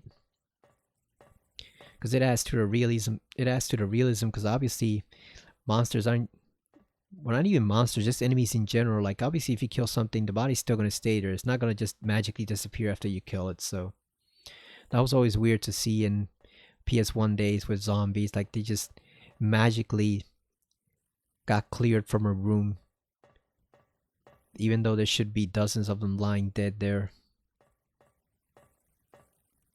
But whenever you went in and out of the room was always empty. Oh, there falls the stairway. No way back now. This rain effect here is not as impressive, but I don't blame them because they were working with limited technology for the PS2. Yeah, this one doesn't look quite as good. You can see it's just kind of like lines. The water doesn't really have the same texture to it that modern games do. So there's the hospital bed, and there's Mary. Or we assume it's Mary, right?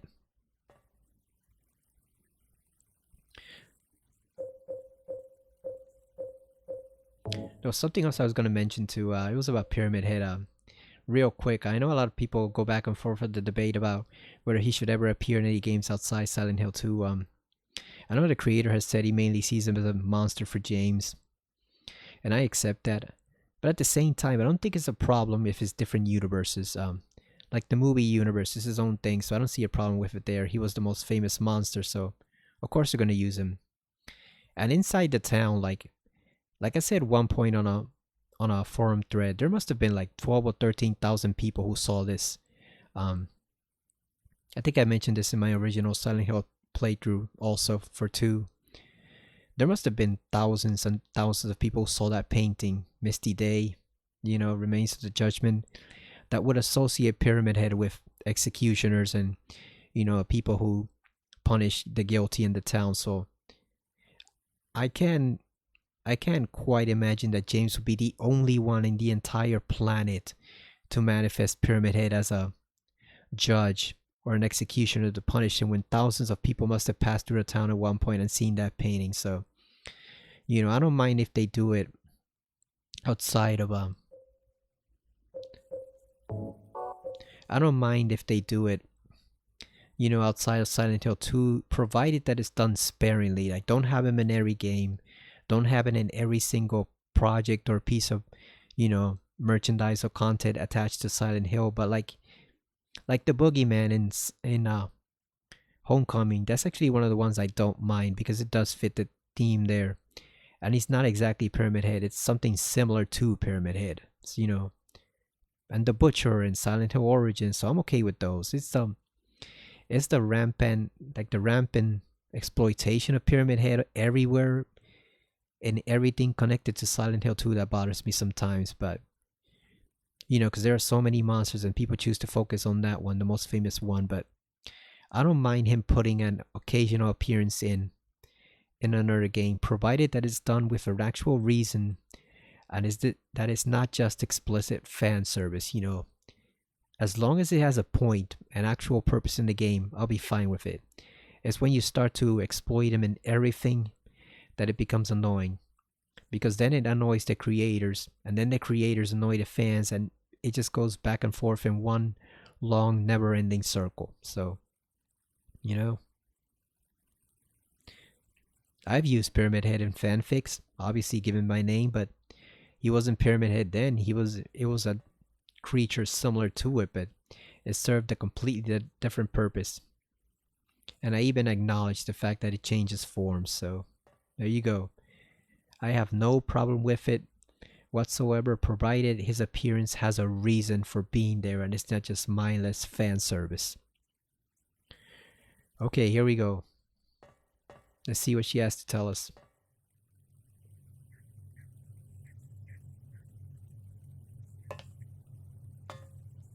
Mary?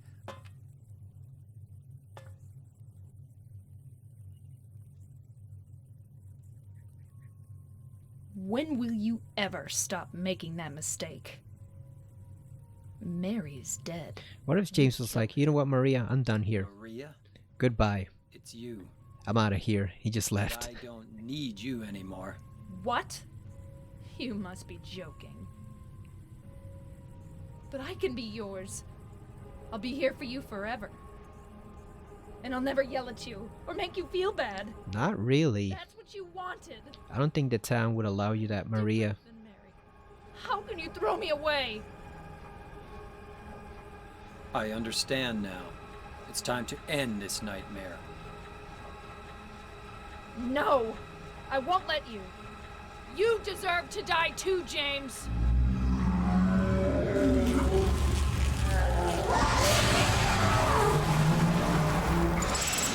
Here we go. So yeah, that is totally Dahlia's face on Maria there. That always bothered me.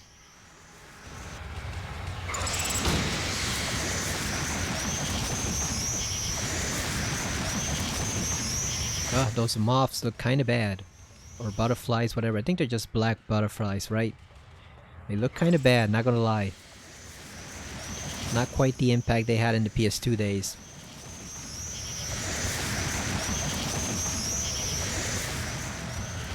So this is one boss that could definitely use some improvement there. For one thing, like I said, it's pretty much Dahlia's face recycled onto Maria's body, so that kind of bugs me. That annoys me just the slightest bit that they reused that asset. But also, like, she only has two attacks. One is the never-ending butterflies, which you just saw. That's one attack, and then she has a tentacle that comes out and chokes you. But Other than that, it's kind of a pretty easy to kill final boss. You just aim and shoot with the rifle at long distance. So I think they could do a lot better with that in the remake. You know, not...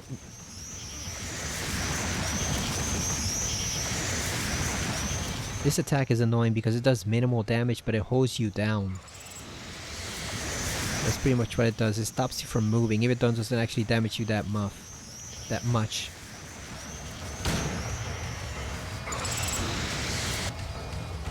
So she needs more attacks for sure in the remake.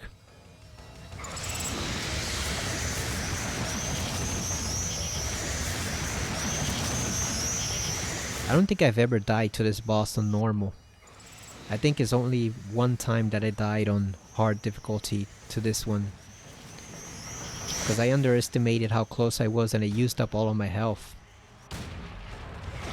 See, there it is. Damn, that took me all the way down to danger.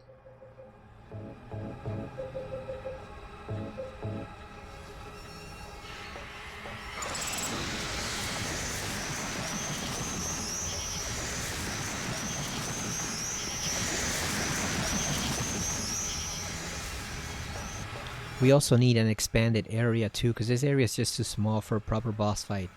Like, you'd think with it being so wide and open, you'd have plenty of room to move around, but no, not really. You know?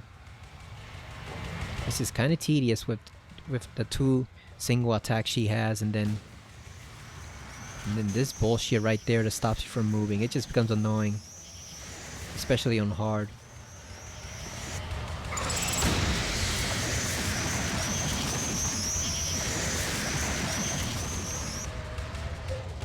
So I wonder, like... I wonder what would have happened if Maria had just accepted it and they just went their separate ways. Because by that point he knows what he's done. He's accepted it. And knows why the town brought him there. And but at the same time, we know, without any major spoilers for Born from a Wish, we know that Maria is actually her own person now. Like, now that she's been created, she actually does have a consciousness and a soul, basically. So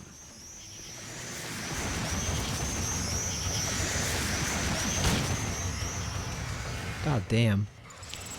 So it is kind of tough because he's rejecting her, but at the same time I don't think he quite realizes that she's not just another monster. Like, she actually does have a consciousness there. Which is why I also wonder if she chooses to attack him intentionally. Like, maybe the town wasn't requiring her to attack. Maybe she just did that all on her own.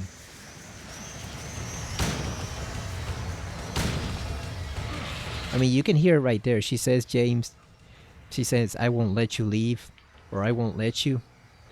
You deserve to die too. So I think she made a conscious choice to attack him, obviously, but I think had she not done so, I wonder if the town would have just let him walk away.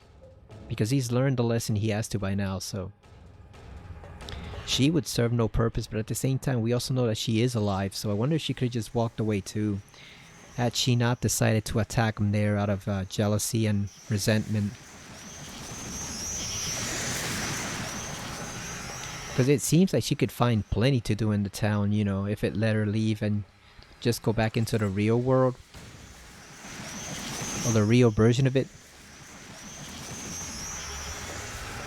I should say the regular version of it because it's 3 different dimensions, right? But I can imagine her just becoming another citizen of the town. You know, because nobody's gonna question it with all the weird and mysterious stuff that happens there. Nobody will question who this woman is and why she doesn't have a past. They'll just accept her as, you know, some barmaid or some dancer at Heaven's Night or whatever. Nobody's really gonna question it where she came from. Especially since it seems like the type of town you'd go to get away from something. You know, people just assume she's running from something she doesn't want to face. So I think Maria kind of screwed both of them here by forcing him to kill her. You know, and ending her life when they both could have walked away under the right circumstances.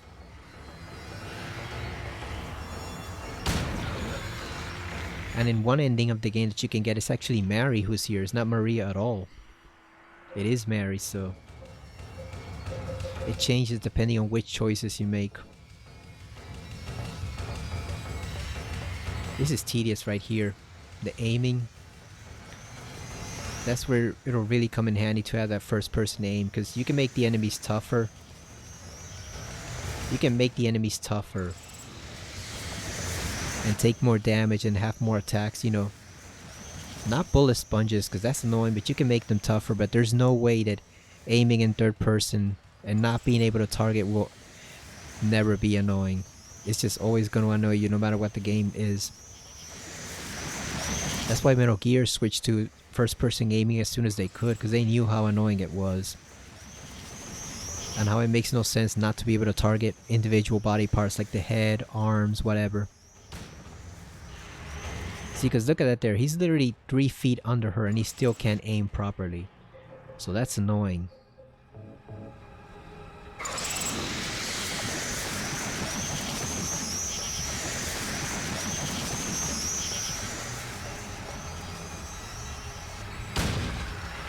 God damn. Yeah, basically, you can't look at her or it'll trigger the butterflies, but at the same time, you can't aim without looking at her.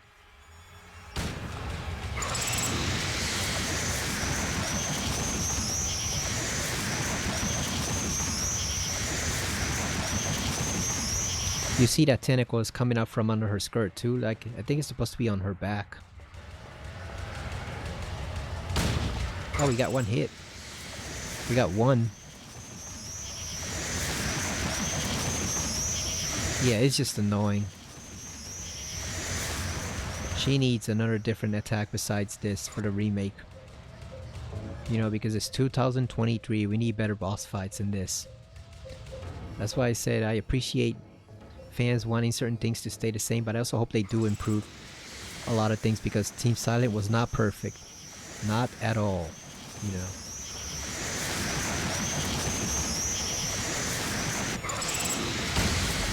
There's no excuse for the boss to be this lame when even at this time there were already some games that had some pretty incredible boss fights, you know. Resident Evil had a couple good ones, so there's no excuse for this. Other than they were just near the end of their developing cycle, they just didn't want to bother to figure out, you know, how to have an amazing boss. They were just too burnt out, but there's no excuse nowadays for having a boss this lame, so. Because it's underwhelming. You spend the whole game on this incredible journey and then you have the final boss and it's just kind of lame. Like, that's definitely underwhelming for sure. When the final boss doesn't live up to the expectations of the confrontation that you anticipated, that's kind of a letdown. Some modern games do it too, like Arkham Knight can tell you all about that with his lame ass bosses. Jesus, I don't think they even had a single good boss fight there. Did they have a single good boss fight there? I don't remember.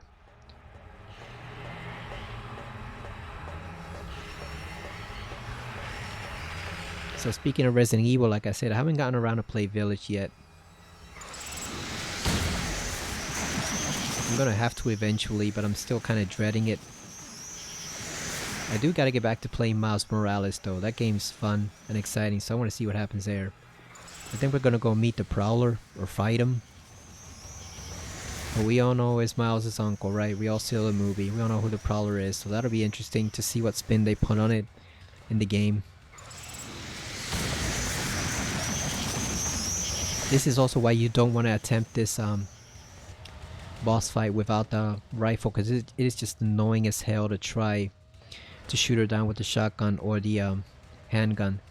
And that's what I would have had to do if I didn't have the rifle and I had just stayed with my first save file. I would have had to fight her completely using the shotgun and the handgun, and that wasn't gonna work. That'd probably take me like 40 minutes to finish this boss fight. Just completely tedious, so I'm glad I went back and got the rifle. Even if it takes like 50 rounds to kill her. God damn. That's another thing too. James is just too slow. He can't dodge the tentacle, so it just drains his health. You're supposed to wiggle the stick to kind of loosen her grip, but it doesn't really do anything. It's just kind of annoying and continues to rob your health. It doesn't do anything. God damn, James. Why do you even have a sight on your rifle if you can't aim?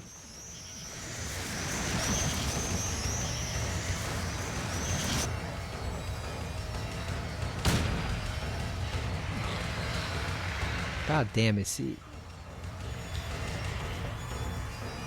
Just a very annoying boss. Silent Hill 3's bosses are much better and cooler. And way more fun to fight. Especially the worm at the beginning. I always loved that one. It's incredibly weak for being so big. But it's a far sight better than this. It's a hell of a lot better than this, that's for sure. And then the Memory of Alessa boss that you fight later on, that's a real challenge with all the different weapons she has. So there's some good bosses in that game. Not so much in this one. Like, what was the only real good boss fight we had? Was it Pyramid Head? Because otherwise we got basically bags with feet, another Pyramid Head fight, and then this bitch, whatever this is supposed to be. That's pretty much all the boss fights, right? I mean, it's still better than Silent Hill 4 with, you know, no boss fights whatsoever, but not by much.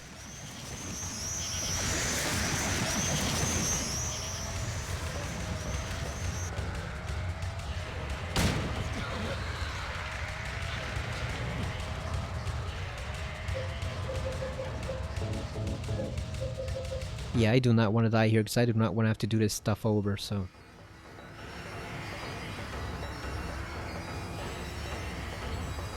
We gotta avoid that choke attack.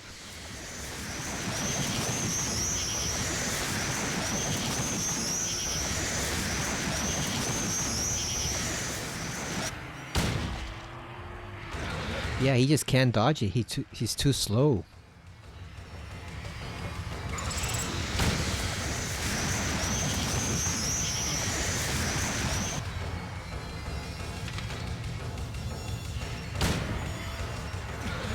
God damn, yeah, it's just a pain. It's just way too slow to dodge. I think this is how I actually died originally in my hard playthrough of this game years ago. Like, I just ran out of health and she just choked him to death. Because I ran out of health, I ran out of rifle bullets. And these annoying things kept getting in the way.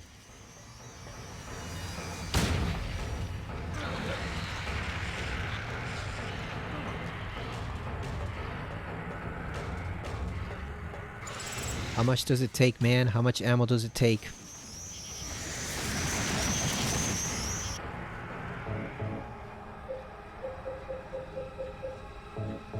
Look at all that health just gone from all the health supplies we had.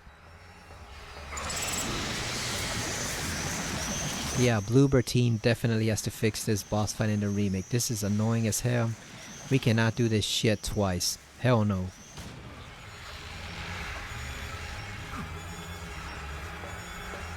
Fix that damn boss fight, Bloober, no matter what you gotta do. And if the fans try to stop you or someone at Konami tries to stop you, tell them no. You don't care. It's gotta be fixed somehow.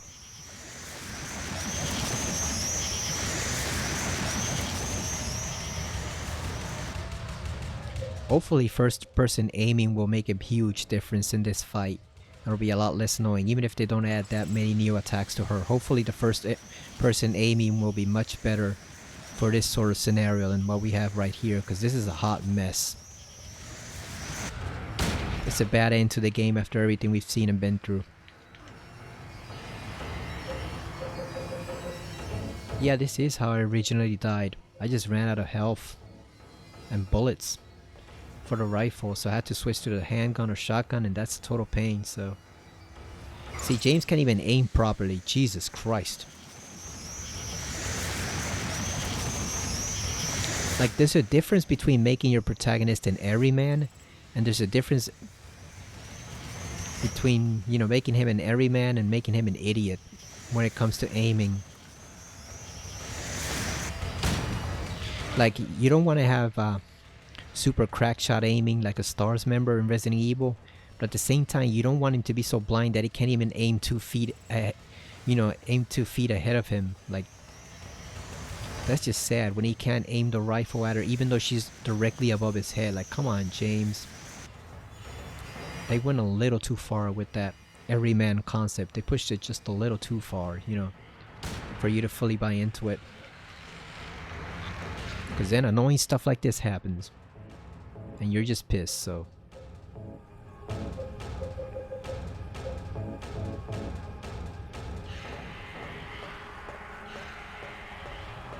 Well, if we weren't gonna get the positive ending now, we definitely would have gotten it with that, all that health we used. So, if we were aiming for the in-water ending, we would have had to counteract that with all the different little choices that I pointed out and bypassed. Because using all that health probably would have gotten you the good ending, even if you checked out some of those things.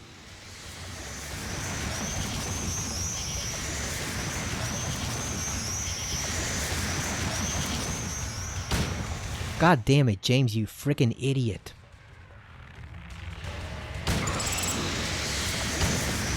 Alright, we got 2 on her.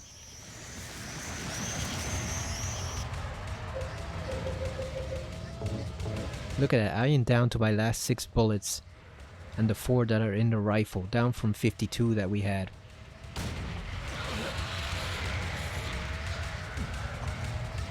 We're gonna have to start using the shotgun soon if she doesn't die. James, aim upward.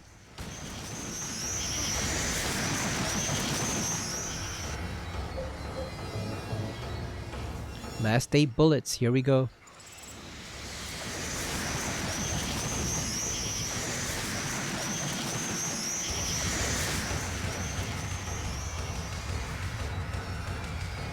God damn it. This is stupid. Yeah, this is probably the worst boss fight in the entire Silent Hill series. Like, god damn, this sucks. Fucking freaking blows.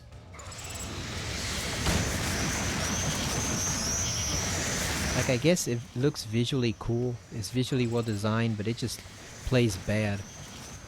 Finally! Jesus Christ, how many shots did she take? 50?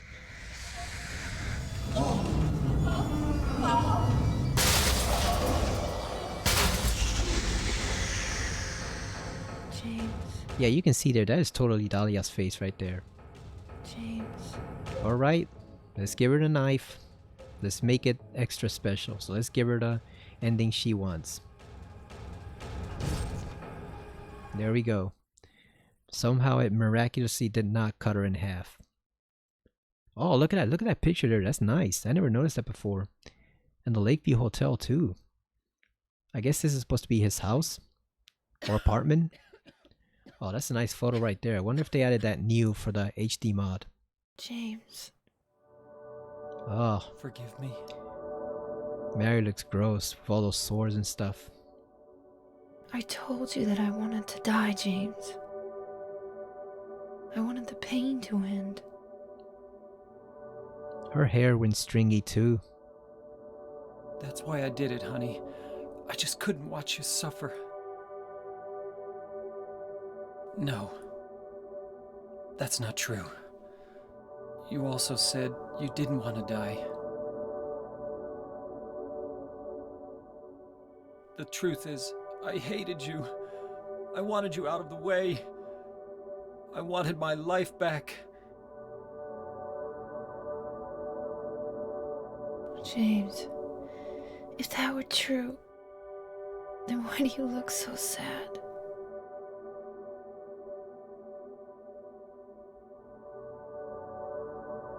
Mary? James. Please. Please do something for me.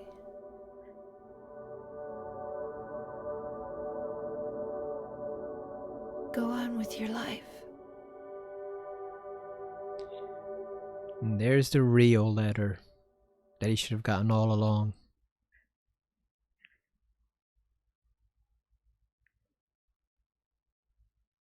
restless dreams, I see that town. Silent Hill. You promised you'd take me there again someday, but you never did. Well, I'm alone there now, in our special place, waiting for you. Waiting for you to come to see me. But you never do. And so I wait, wrapped in my cocoon of pain and loneliness.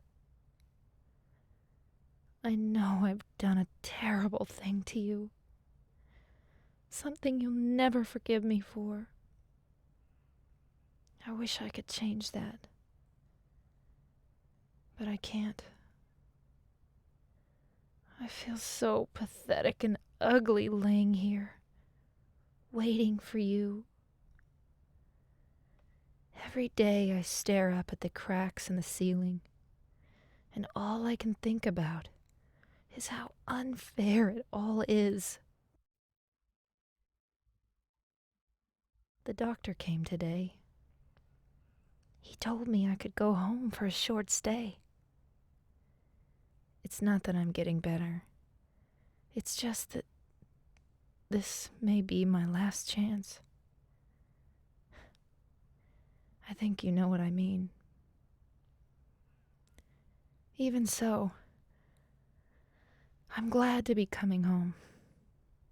I've missed you terribly. But I'm afraid, James. I'm afraid you don't really want me to come home. Whenever you come see me, I can tell how hard it is on you. I don't know if you hate me or pity me, or maybe I just disgust you.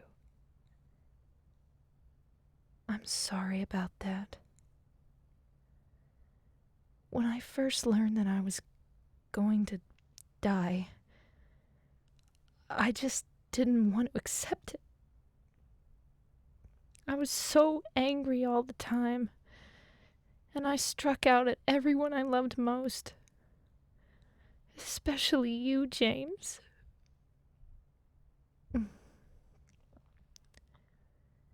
That's why I understand if you do hate me. But I want you to know this, James. I'll always love you. Even though our life together had to end like this, I still wouldn't trade it for the world. We had some wonderful years together. Well, this letter has gone on too long, so I'll say goodbye. I told the nurse to give this to you after I'm gone.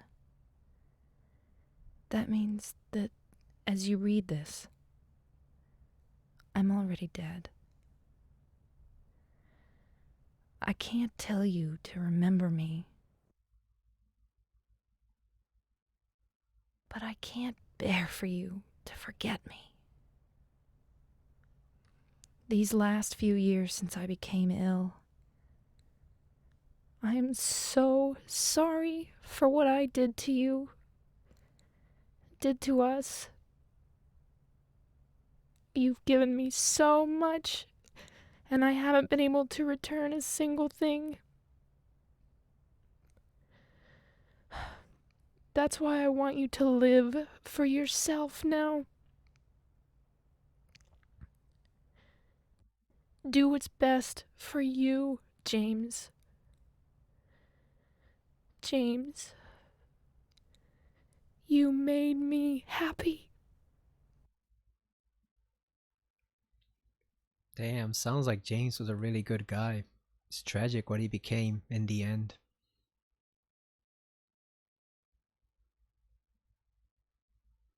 That's some powerful voice acting right there. Probably my favorite of the whole game. Right there in that little letter. I think it's perfect. Hope the one in the remake has the same impact. Whichever voice actress they choose.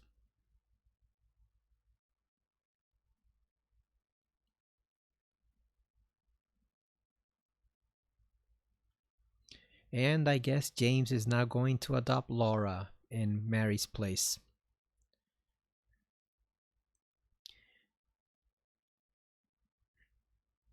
Yeah, I don't like this ending. One, because it makes no sense given what we learned in Silent Hill 4. But also because, again, I think it's almost too positive of an ending for James's journey. It's too bright.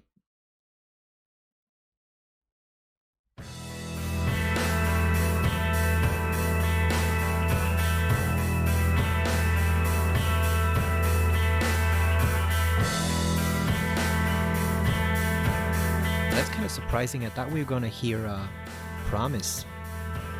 I was about to say this is definitely the best ending theme of all the end themes, but no. I don't remember what this one is called. I thought they were going to play Promise, which is probably one of the best songs in the whole Silent Hill 2 album.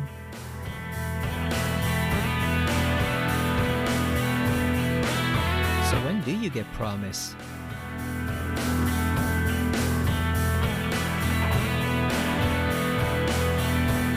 Remember what this one is called, but when do you get the Promise song? Because I know it's not when you get the In Water ending. I know it's not then, so when do you actually get to hear that song? I forgot which of the endings you gotta get. It can't be Maria, right? It can't be Rebirth. So which has the best song? Which is the proper ending? Well, anyway, that was Silent Hill 2. It was fun to play this again after so many years. I used to play it all the time on PS2 along with Silent Hill 3 and 4, but gradually over the years I kind of started moving away from it, you know, as I got better, more advanced TVs, and the games just didn't look as good anymore on the PS2. For a while I had a Sony TV that whatever they did with that TV really made the PS2 games look good on there. Like, they look great even on an HD TV. But then the TV got damaged or stopped working and I had to switch to another one. Then it just looked awful from there. I finally bought a HD converter box to be able to play the PS2 on this 4K HD TV. Oh, Donna Burke is in as a voice actor. I'm guessing she was Angela. But anyway, I bought that to be able to play Silent Hill 4 and Origins. Specifically Origins, because our Origins cannot be emulated properly at all. They've tried and all the results are pretty much disastrous, so I wanted to play that game and I didn't want to dig out my old PSP and recharge it, so I just got the box for Origins, and so I could record Soul Reaver 2 on the PS2, because I wanted to do a playthrough for that.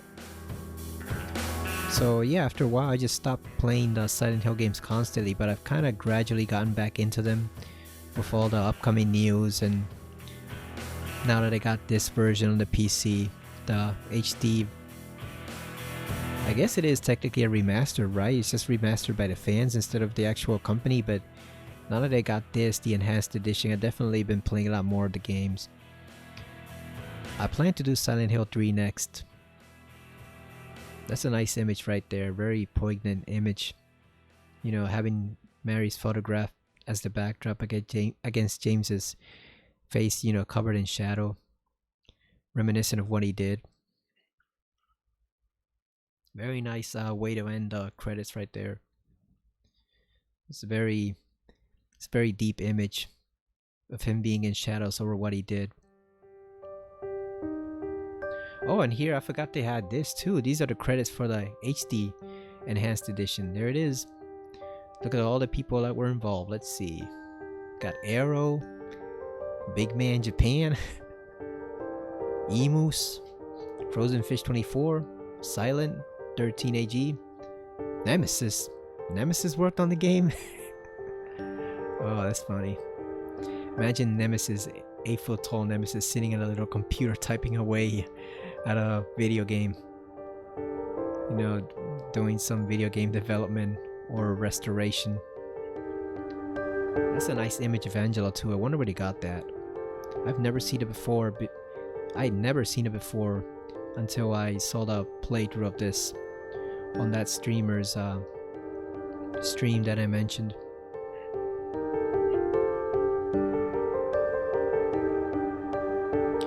Well, so there it is, Silent Hill 2. I hope you enjoyed it.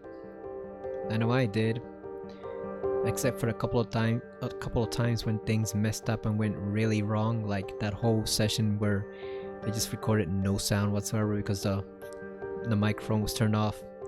Other than that, it was fine. Didn't really have any technical hiccups. There was that one little error where I had to reload because it wasn't saving for whatever reason, but I quickly got that figured out. That I had to run the game as a administrator. For some reason, it wasn't saving anymore, just running it regularly. I don't know why. I still don't know why, because I didn't run it as an administrator originally and it still saved, so that's kind of boggling. But other than that, I had no problems with it. I gotta go back and figure out how to get Silent Hill 3 working, because right now it works pretty well, but there's a couple things that are like slow down in certain areas. And I know you have to run it through a certain program before you run it, before you play it, so that it can load the better textures and sound updates and stuff like that. It's not quite as refined as this because it wasn't a full project. It was just a slight little upgrade by some fans, because these guys have said they're gonna work on the third, but they have not even started on that yet. So that'll probably be done like by 2025, unless Konami steps in. Alright, so how do we do? We got 5.1 star. Not bad. You can get, I think you get 10 each. You can get 10 big stars and 10 little stars, for a combined total of 20 stars. But a 10-star rating would be all it will be all big stars, I think. And the yellow ones are the fulfillments that we fulfilled. You know, those are the requirements that we need to get the harder, I mean, to get the better ranking. So we did hard, that's one. We did not do hard on Riddle because that is a pain. We got the leave ending. That doesn't matter.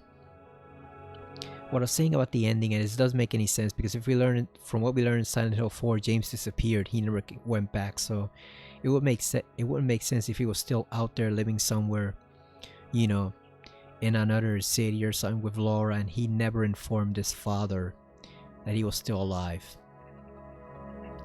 I know a fanfic that tried to do that from a guy who was actually a really talented writer for the most part. You could tell he could probably write professionally if he wanted to, but he had a couple issues with some of the dialogue, like Eddie's. He tried to change it to improve it, and he actually gave Eddie worse dialogue than he has in the game. It did not have the same impact. Just seemed too edgy. And then the ending, he went for leave. So he had James kind of moving away from Ashfield and raising Laura on his own. And it's like, dude, you know your father's really old. Are you really going to spend the very few years he has left in his life not seeing him at all and not letting him know you're alive? So that the excuse he gave was that James wanted to move on from everything, including his old relationships, but that just did not make any sense, because Frank was tormented by that. You can see it in Silent Hill 4 when Henry mentions that he heard the landlord's son disappeared and never came back from Silent Hill. So I just think it would make no sense whatsoever for James not to inform his father that he is still alive. That doesn't make sense. Like, even if he dodged the authorities because they had no evidence, you know, he can just say Mary died in Silent Hill when he took her there, or she died peacefully in her sleep because she has no marks.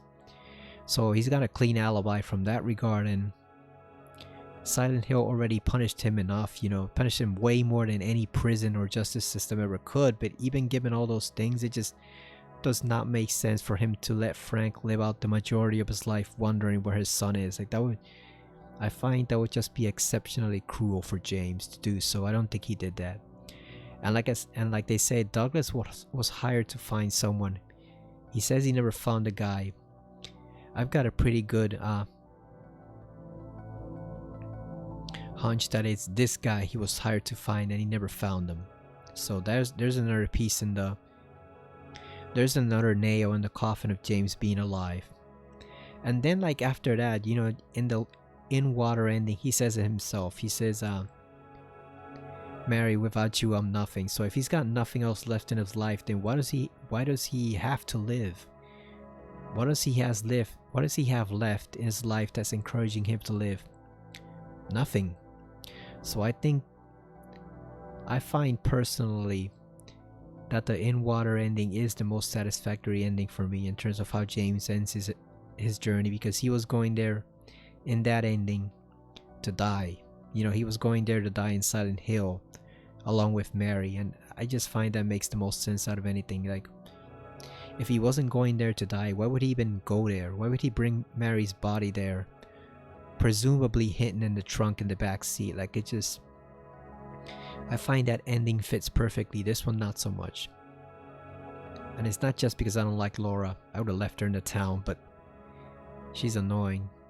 I know she's just a little kid, but she's still bratty and annoying. But, you know, aside from that bratty little child, like, why would James just go back to his old life and never inform his father where he was, that he was still living? It just makes no sense. And given this situation and everything he went to, I don't think there is a way for him to recover. I think he met his end here. That's the canon version. That's the version I'm sticking to, you know. It's just like with Sybil in Silent Hill 1. It would be nice if she survived, but she didn't. There's nothing you can do. Just move on. So that's my opinion on that. The Maria ending is pretty interesting, but it's just going to be more tragedy for James, because you can tell she's already sick in that ending, and it's just going to have the same exact result, you know. Maria becomes a real woman, basically. You know, just like Pinocchio became a real boy, Maria becomes a real woman. She can probably pass as Mary with a strong makeover and attitude adjustment. You know, she can just say, oh, the cancer made me appreciate life more, so now I changed and this is me now. So she could totally get away with it, but you can tell the town is not going to let her do so. That's why I wonder what would have happened if she would have just accepted that James didn't want her anymore and just let him go. Like, they both probably could have gone on. Because without James in her life, there's no reason for her to die of the same illness Mary did. And without Maria in his life, James can fully move on. So they both would have gotten the best out of the situation. You know, the best of both worlds. I don't know if Silent Hill would have let her leave. You know, maybe she would have been forced to stay a resident there. But I think she could have gone on living. You know, she might have just crossed over into the quote-unquote real world and just lived out the rest of her life as a citizen of Silent Hill, the way the Order members do, and the very few regular residents left in the town do. Rebirth is an ending I'd want to love more, but it's just too short and doesn't show us any of the aftermath, which I find to be a big downer. So I'm not very big on that ending. It's cool, and the items you gather to fulfill that ending are pretty cool, but the ending itself is kind of boring and lame. Doesn't work without the aftermath. It leaves it to our imagination, and unfortunately, it doesn't present us any hints of what might actually happen. So I find this kind of depressing. And then the joke endings. The joke endings are whatever. Like I said, the dog one is funny. You basically have to go get the dog key, the bone key, and just use it on the observation deck after you come out into the Otherworld Hotel, and you'll see Mira the dog there. It's kind of funny, but it's not really a favorite of mine. I think people mainly just love it for two things. The dog, which is a cute Shiba Inu, and then the music, which is kind of memorable and features an image of James really buff. and bulked up with muscle and a sailor tattoo on his forearm of a heart. So, and you also get to see Maria in her underwear or bathing suit. So I think those are the two real reasons why people love that ending, but it's not that impressive to me. I actually don't like the joke endings in the Silent Hill games that much. There's the UFO ending, which they added later in the game for the special edition for like the greatest hits version, where they added the Maria scenario. You know, they added that and it's fine. You use the channeling stone to summon the aliens and you meet up with Harry, who's still with him, and they zap James with a laser gun and kidnap him the same way they did Harry. But I don't know, I always found the UFO endings to be kinda lame. Even the one in 3, which features both Harry and James and Heather doing karate. But yeah, I'm not a big fan of the comic endings. You know, those comedic endings, they are what they are, but I know they have their fans, they have reasons for their fans, but I'm just not a fan of them myself. They're whatever. I can give or take them. I wouldn't mind if they weren't in the game at all. The dog ending is just a cute Easter egg for me. I really don't like that dog that much. I prefer Koromaru from Persona 3 over Mira from this game, but she's got a cute stuffed animal on Konami's shop, so all in all it works out. I just don't like it very much. I don't like the UFO ending that much. My favorite, like I said, is In Water for the proper ending it gives James, and I'm sticking to it. I will play the next little part of this Maria scenario. That's a short scenario that only takes like 2 hours to complete. If you really know what you're doing, it only takes you 1, but I like to stretch it out because it's so short, and Maria's such a fascinating character, and the area you explore with her is actually kind of spooky and atmospheric, so I like to stretch it out to 2 hours. But it's a really short mini game, Born from a Wish. I will do that next time and do it all in one sitting, because I like to play that scenario. The only downside to it is that you have no flashlights, so like if you're playing on hard, the roaches can really nibble down your health on hard difficulty and just completely kill you in the dark in one particular hallway. So that's kind of annoying, but other than that, it's one of my favorite pieces of extra content for a game ever. It's basically what DLC would have been like in the early 2000s when you didn't have online games, and it was all just bonus stuff. You sometimes would get extra bonus material on the subsequent releases of games, like Metal Gear Solid 2 did that with Substance, and then Metal Gear Solid 3 did it with Subsistence and stuff like that. So that was always cool when you got extra stuff on a second edition of the game. It gave you a reason to buy the game again, but it did it without making you feel ripped off, because the price tag was usually lower. It was usually like $10 or $20 lower, and the extent of the material was such that it justified the price tag. It justified buying the game again, you know. With Silent Hill 2 it wasn't that much, but they did add, they added the channeling stone for the UFO ending. They fixed up a couple things here and there with the weapons, a couple glitches, and I don't know if the game looks exactly the same, but I think it does look in some areas slightly better. And like I said, they added the Maria sub-scenario, and that was enough of a reason for most people to pick it up and rebuy it, I think it might load a bit faster than the original game in some parts, and then the original loads a bit faster in other parts, but each one kind of has their own pluses and minuses when it comes to loading times. So I like that scenario. I'll do it again. I'll play it through for this, especially since it's so short and it only takes like 2 or 2.5 hours if I stretch it enough. So you can see there, total time 6 hours 29 minutes 22 seconds. Technically it was more like 8 hours, because like I said, one session was a complete waste. I could not record any audio at all because I had forgotten the microphone was turned off, so that was a waste. We did not I don't know if walking distance and running distance affect your score. I don't think they do, but they might. Usually the yellow ones are the ones that you have to fulfill. So shooting, we defeated only 3 enemies by shooting. Like, god damn, we killed 77 of them by fighting, because that's one thing you have to keep in mind when doing this game. I'm going for a 10-star rating. If you absolutely stomp on an enemy to finish it off, it will count as a fighting death. Even if you didn't beat it a single time with the plank or the pipe, it will count as an actual fighting death. You have to shoot it to kill it, even if you have to shoot it like 6 or 7 times, no matter how many bullets it takes. You just have to waste ammo. So for that ending, for that requirement, I pretty much like to switch on the bullet extension mod, which you find in the menu after this. In the enhanced edition, it's already present from the beginning. In the regular game, what you would do is you would beat the game once and then you'd see it, and you can adjust it to like first to 3 times the bullets and then 5 times the bullets, because that's, you need a ton of ammo to kill all those enemies by shooting. You can still beat them with the pipe and the plank if you want, but you absolutely have to shoot them to finish them off, otherwise it doesn't count. And then the boat stage time, you can see there we took 2 minutes and 25 seconds. And 46, I guess. What is even smaller than seconds? I forget, but microseconds? But milliseconds? I forget, but I think you have to do it in under a minute.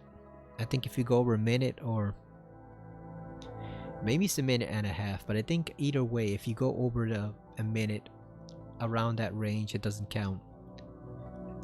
I don't know why they give you boat max speed, because nobody's gonna care about that one bit. Like, nobody gives a crap about the max speed of the little rowboat you find there. I don't know why that is. And total damage, we did 2,529 points of damage, so I think we also did not do enough damage either, because we didn't shoot enough enemies. We got 260 items. I think that's enough. I think we more than cleared the items necessary for that. So yeah, I'd have to read up on the requirements for a 10-star ranking run, which I'm not gonna do because that's insane. No reward is worth that, so I'm not gonna do that. But yeah, that's just the general impression of what you would have to do to get the 10-star ranking. You have to improve on the boat time. You have to improve on the saves. I think the saves count. I think also the total time has to be under a certain number. You have to walk. I'm getting tongue-tied, but I'm just not sure if walking or running count.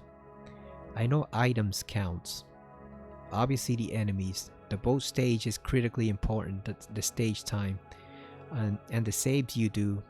And it has to be hard riddle and hard action, but I'm not sure if walking or running distance count. They might not, but either way, that's the summary of what you have to do to get a 10-star rating. Basically, you know, improve on every area there, and complete the game as fast as you can with the quickest time you can, and gathering as many items as you can. So we probably have to skip all those ammo and health drops, which we picked up along the way after the hospital, which would make the last 2 boss fights an incredibly tiring chore to do. So that's why you want the extra bullets. Also, you want every single bullet drop to count. You know, you want to get 25 shotgun shells off an ammo pickup, not just 5. So that sort of thing. And you want to be loaded up on handgun, especially rifle ammo for the final boss. In fact, now that I think about it, I think that might have been the one time I did die on the final boss, trying to get that stupid 10-star ranking, and I had to fight her with the rifle, and I just ran out of ammo and ran out of health, and that was it. She just choked him to death. So I think that might have been the one and only death I suffered on hard difficulty on the final boss, trying to actually get that damn 10-star ranking, just so I could see the full spray cannon effect. And I tried it once, I played the game through it, and then I decided it was not worth the effort, you know. That spray can is not valuable enough to put in all that time and effort. They can keep their little spray can there. It was not worth it, but that's the game. I hope you enjoyed it. I hope you do play this version on your PC is definitely worth it. Like I said, this was a pretty great remaster slash HD mod from the fans. I wish Konami would do an official one that was even better, but they're not going to, probably, in all likelihood, at least until a year or two after the remake is released. So now that they're finished with this, the team said they're gonna do the Silent Hill 3 HD remaster or mod, whatever. Enhanced edition, that's the word I keep forgetting. Those are the critical words, enhanced edition. They said they're gonna do one for Silent Hill 3. They haven't started yet. I don't think they said when they're gonna start, so they don't know themselves, but they're gonna try to get that done. And like I said, there is a slight mod for Silent Hill 3 that improves it, but it already ran pretty good on the PC, so it's not super critical. I just like to have some of the extras and enhanced visuals and audio, but it's not that big of an improvement.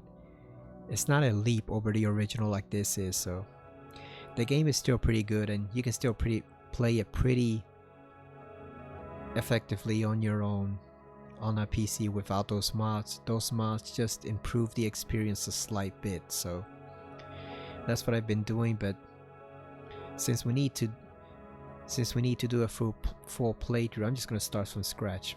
I was playing a file that I left kind of unattended for like 5 or 6 months, but I'm just gonna start over from scratch and play the whole game without any bonus weapons too. So that's part of the fun, actually, earning all the different bonus weapons. So we will do that with the next Silent Hill game. It'll definitely be 3. Then I'll play 4, which I'll probably start over to. I had an old recording of 4 that I never completed, and so because it was on the PS2 and looked kind of rough on Elgato, it looked kind of rough. I'll probably start over from that too, just to see how well the 4th game runs on PC. And then after all that is done, I might finish it with Origins, which is actually one of my not favorites, but I definitely like the game. You know, a lot of people say it's trash, other people just say it's mediocre, but I like the game a fair bit. It's very close to the mood and vibe and ambience of the original Silent Hill, just with a less likable protagonist, Travis Grady, the trucker. You know, it's not as good as Harry or James or Heather, but he's still better than Henry. I'll tell you, he's still a damn sight better than Henry, so I will play that. And any game that features Lisa and Alessa in some role can't be all bad, you know. It's not gonna be all bad. There's some major problems with it, sure, but I find it's a decent little game. They were just trying too hard to emulate the first, and weren't doing quite an expansive enough job on the new areas that they introduced. So it has its flaws, especially with the combat system, but other than that, I find it's pretty good, and I'd like to replay it here. But that would have to be not emulated. I was gonna say that would have to be on the PS2 because it can't be emulated on PC. It's just a mess and has lots of critical flaws that stop it from being a good experience. So you definitely want to play that on the PS2 with an HD converter box if you can, you know. Otherwise, you can just watch a good playthrough of it, but it's not really the same effect. I think it is a game you do have to play through once or twice to get a full appreciation of it, even if you are a critic of it. Even if you are skeptical, just give it a try. You never know, you might like it. But that's it for future plans. That was Silent Hill 2. Let's finish up here and save this data. What time is it? Oh, it's 2:17. Damn. Yeah, we took a lot. That took a lot longer than expected. Probably half of it was just me rambling, but then half of it was like I underestimated how much of the area I had left. I thought it was like an hour and a half. It was really more like 2 hours, but we did it. We got it done. And there's the L for the leave ending. Once you do all the other endings, this slowly fills up until you have the 6, including the dog and UFO endings. So, and here is the sub scenario that you have with Maria, born from a wish. Yeah, you don't choose a riddle level here because there's only like 2 puzzles in the game. It's not a very puzzle heavy section. You know, it only has a there's a tile puzzle that you have to get, and is there another one? I don't even remember. I think you just have to get it a certain item from the apartment building, and that's it. So yeah, I think you just get the white chrism or the white oil, whatever, from the apartment building, and I think that's it. I think there's only one major puzzle you have to do, and it's this tile puzzle that can be a little tricky if you don't know what you're doing. But other than that, there's no puzzles in the game at all, so you don't have to worry about choosing a riddle difficulty. You're just mainly finding keys and delivering items to a certain someone in the game. So you really only need an action level, not a riddle level. And hard, like I said, hard, it's not that hard. Maria still has more than enough ammo to finish off all the enemies. You know, ammo's plentiful. It's just a question of whether you take a lot of damage from, like, say, the roaches in the games. Those can be annoying. But it's a cool little scenario, and I will play that next time. So that was Silent Hill 2. Like I said, play this game on PC. I hope you enjoyed it. If you haven't played it yet, definitely give it a play through on PC. You know, play it through all the way to the end multiple times so that you get a greater appreciation of the story and a greater understanding of the series in general.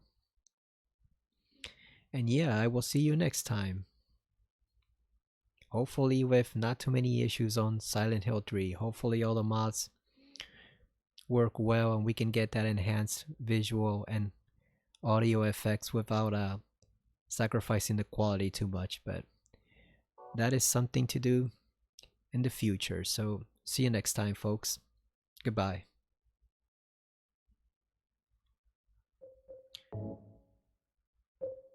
Oh, one thing before I go. I know what you're saying. Why did you say goodbye? But one thing before I go, this was a nice little detail the enhanced edition team did. They give you all the movies here, including the special PC credits and the 3 trailers here. I don't think these were on the original PC version. I think they were just added for the enhanced edition. But if they actually were here, feel free to let me know if they actually were in the original PC port. I don't think they were, but I think they are. And this introduction collage, I guess that's the intro, right? Without any voices, when we first see Mary in the hotel and James, which features certain things that you don't even see in the game, like the mannequins and stuff. I guess that's the introduction collage, right? It's just the intro with no voiceover. So it's nice that they did that and then included all the movies for you to watch if you just want to check out the cutscenes. But oh, and let me show you the real quick for those who want to do a 5-star ranking.